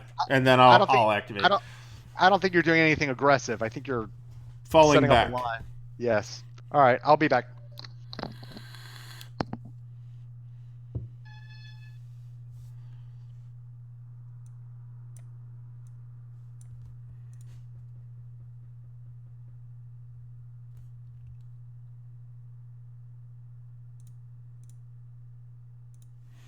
We'll do 26th Australians. So their optimal distance +1 is it. They get partial activation. 1, 2, 3. Shit. All right. Well, 1. Move the HQ.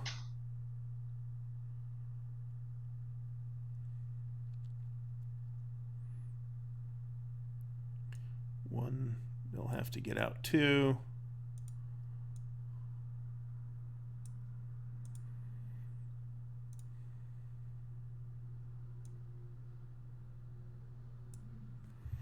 These guys are trapped in front of the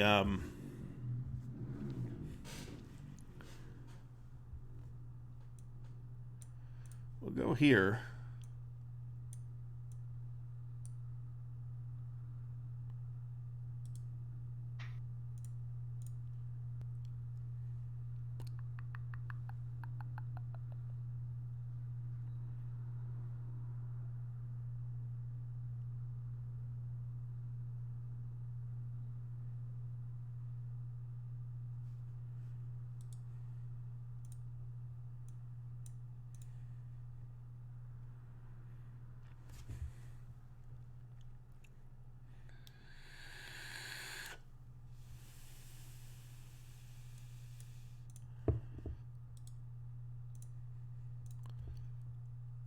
We're stuck behind the or in front of the escarpment, unfortunately.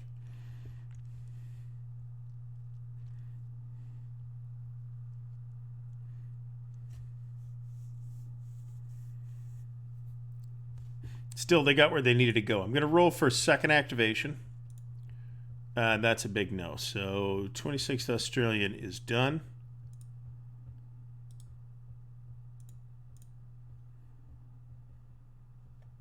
And it is the German turn.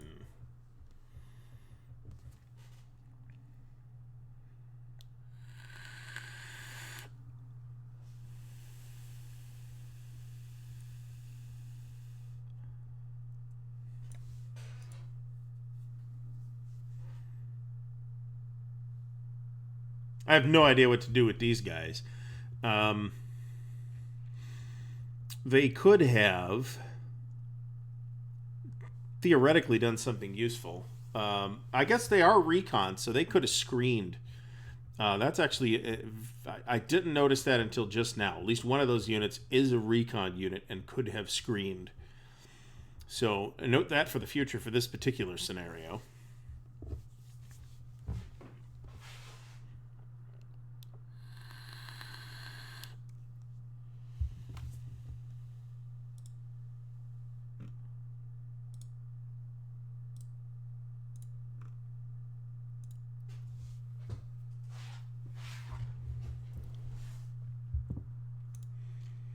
I'm thinking we're not going to finish turn 4. Nevertheless, I don't feel really bad. I feel like I'm not really catching a lot of breaks, but I also don't feel like this scenario is lost on the part of the Commonwealth either, because the Axis player, in order to get a marginal victory, has to take both Fort Pilestrano and Fort Salero, which, boy, I said that like I'm from Ohio, didn't I? Salero. And he's going to have a tough time doing that in 2 turns, I think.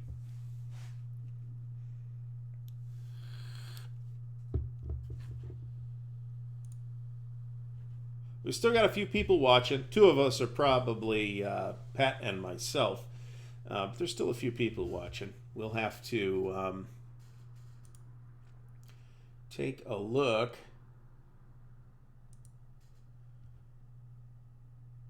Yeah, this is a good time to monitor stream health, I suppose. Everything looks basically okay.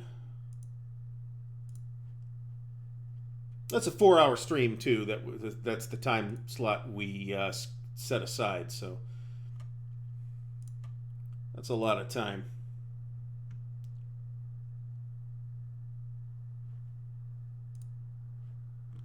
Brian, welcome. I'd like to thank everyone else for tuning in as well. Brian, you're not related to Carl, are you?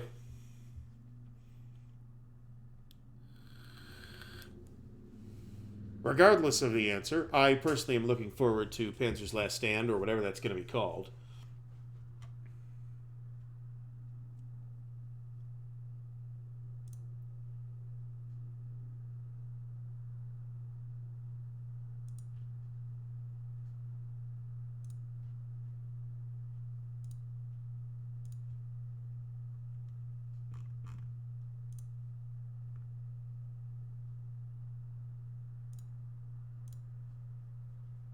We are in a slight hiatus here for bio breaks.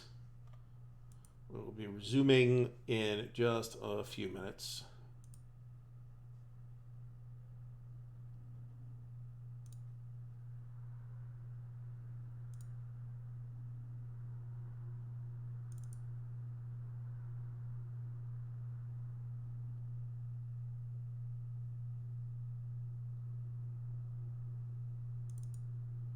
Just trying to keep everybody sane here in these plague-riddled times. I actually have another online game happening tonight, which will not be broadcast, which I'm sure we'll talk about in a couple minutes.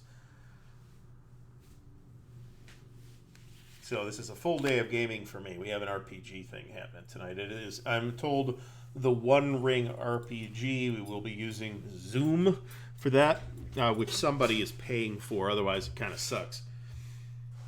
So we'll see how that goes. See if I pass out during it. That's possible too.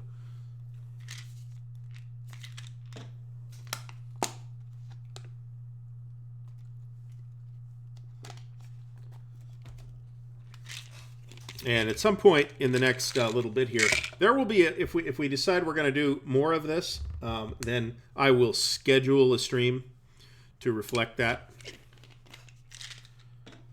So keep an eye on the channel. Please subscribe if you haven't already. Please consider becoming a patron. There's a link in the video description. I feel bad pimping that, and I think I'm doing a pretty good job not constantly pimping that.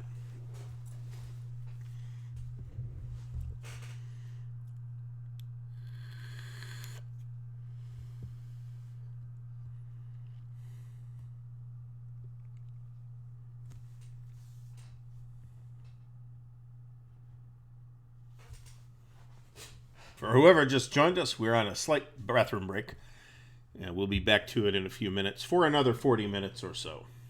Like I said, I don't believe we're going to finish this turn, so we're going to have to decide whether we're going to continue or start something else or what for the future. My face-to-face campaign that was scheduled for next Sunday is definitely canceled, so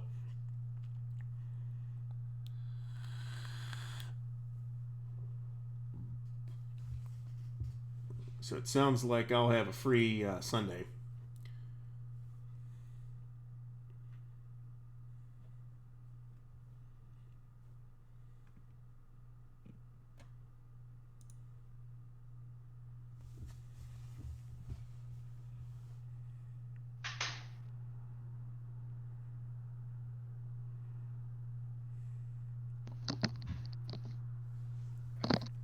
I am here. All right, very good.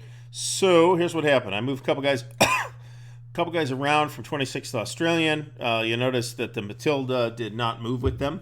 Right. Not that there's a ton that Matilda can do right now, anyway, but and they failed to get their second activation. So it is your activation. Okay. We're probably, Wow. I mentioned it while you were away, that we're probably not going to finish this turn, I think. No, and I think we'll talk. Let's see if I take Fort Palestrano. All right. And then we can talk. Well, that's a big deal, actually. There's still not a ton in there anymore, I don't think. There's two steps left in there. Yeah. So you really do kind of have to take that this turn. So I think I am going to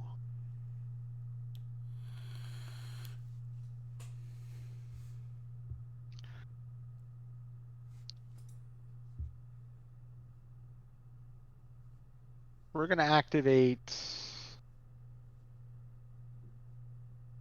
15th Panzer. Okay. And this guy is going to move here. And he has to stop. Yep. But which he's going to do. Okay. No, he's not going to move there. The headquarters is going to move there. Okay. Then this guy's going to move there. Now let me move junk that goes with the headquarters.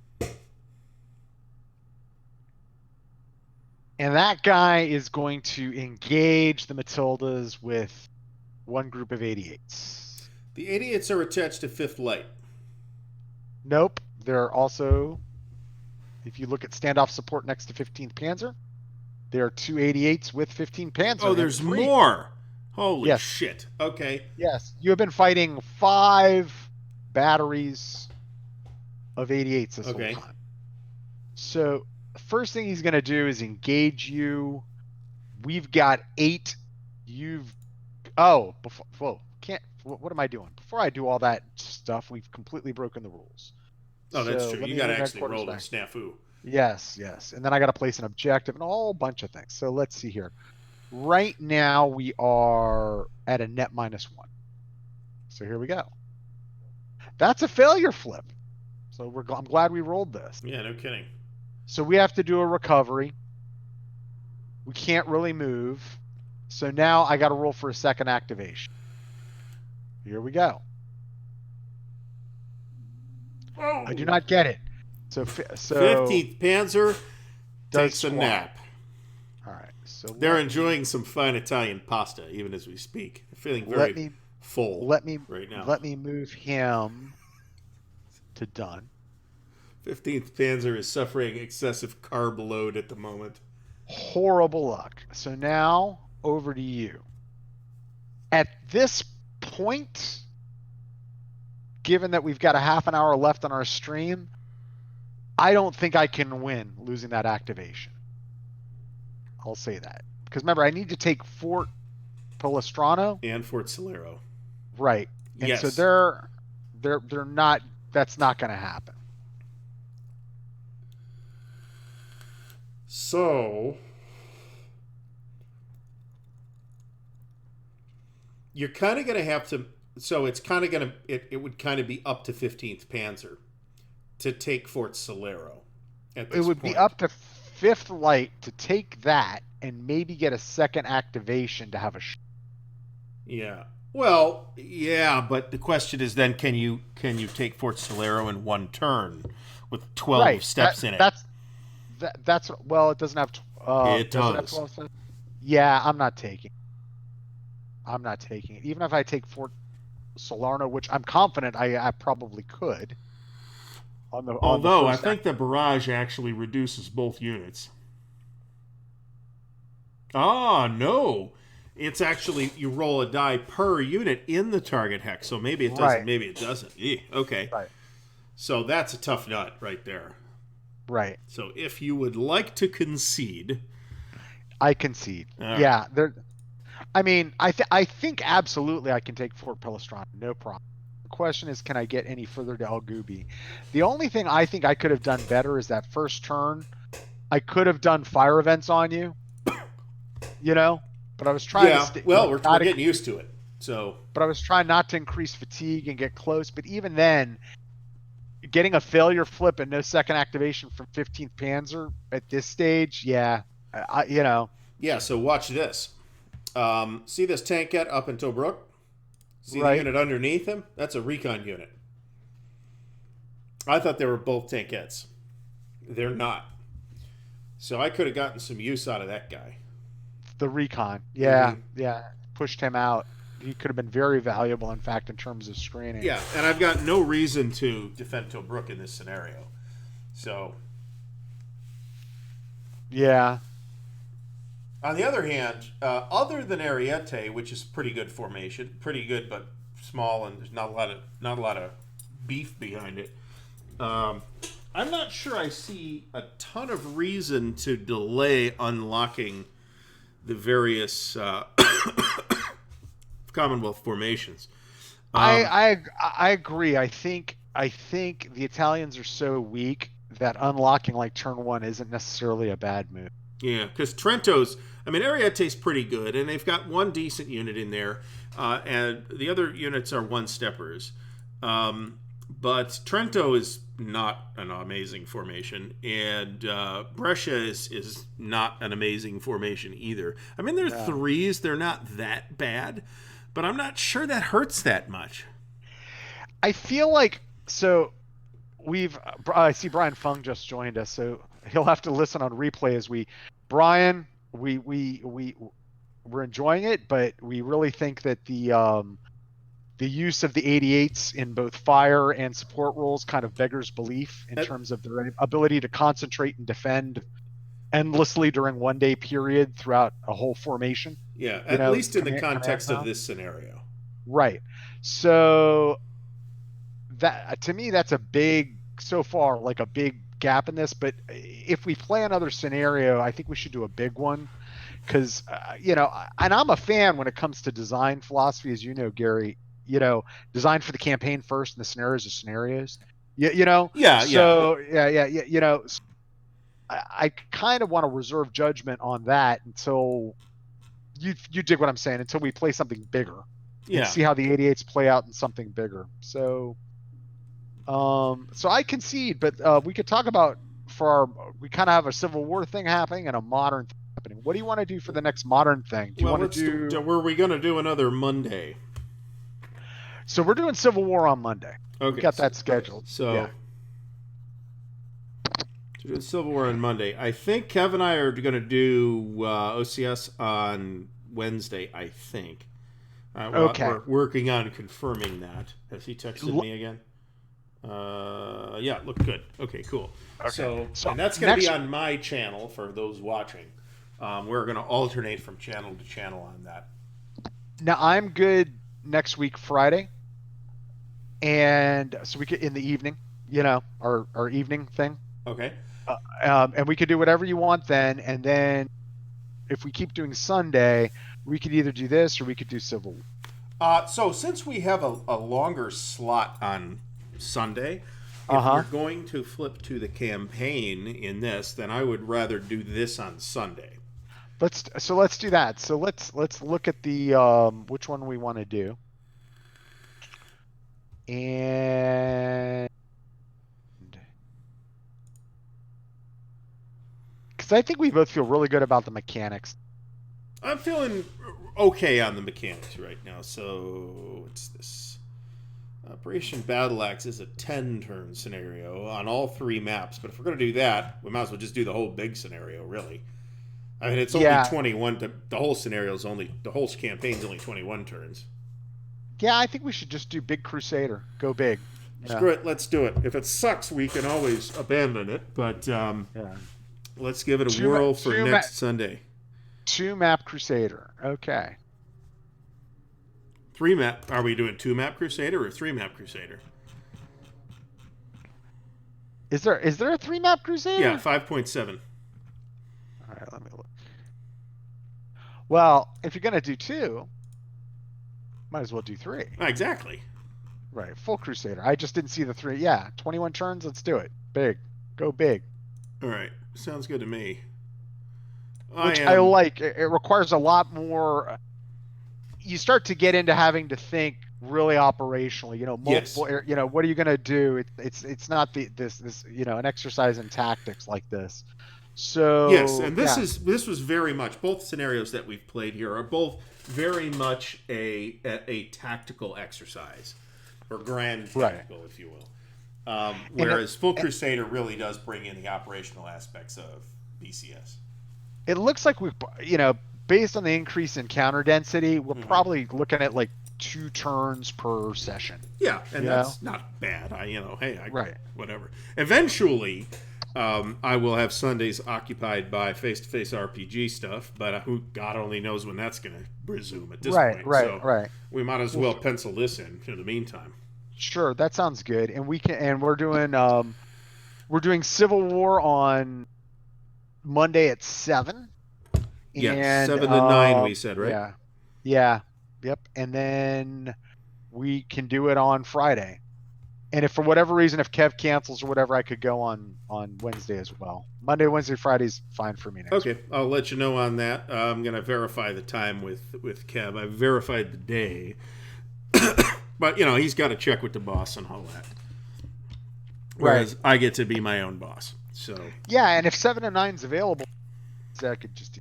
I mean, it's 2 hours. I like that game. I'd forgotten how well it lends itself to like an ongoing campaign like that. You know what I mean? Like don't have to sit down and you don't lose a lot of what you've gathered mentally. Yeah. When playing that, because of the pulse system, you can just stop and take note of where you are and move on. Yeah. So I guess that's it for them. Anybody have any questions out there?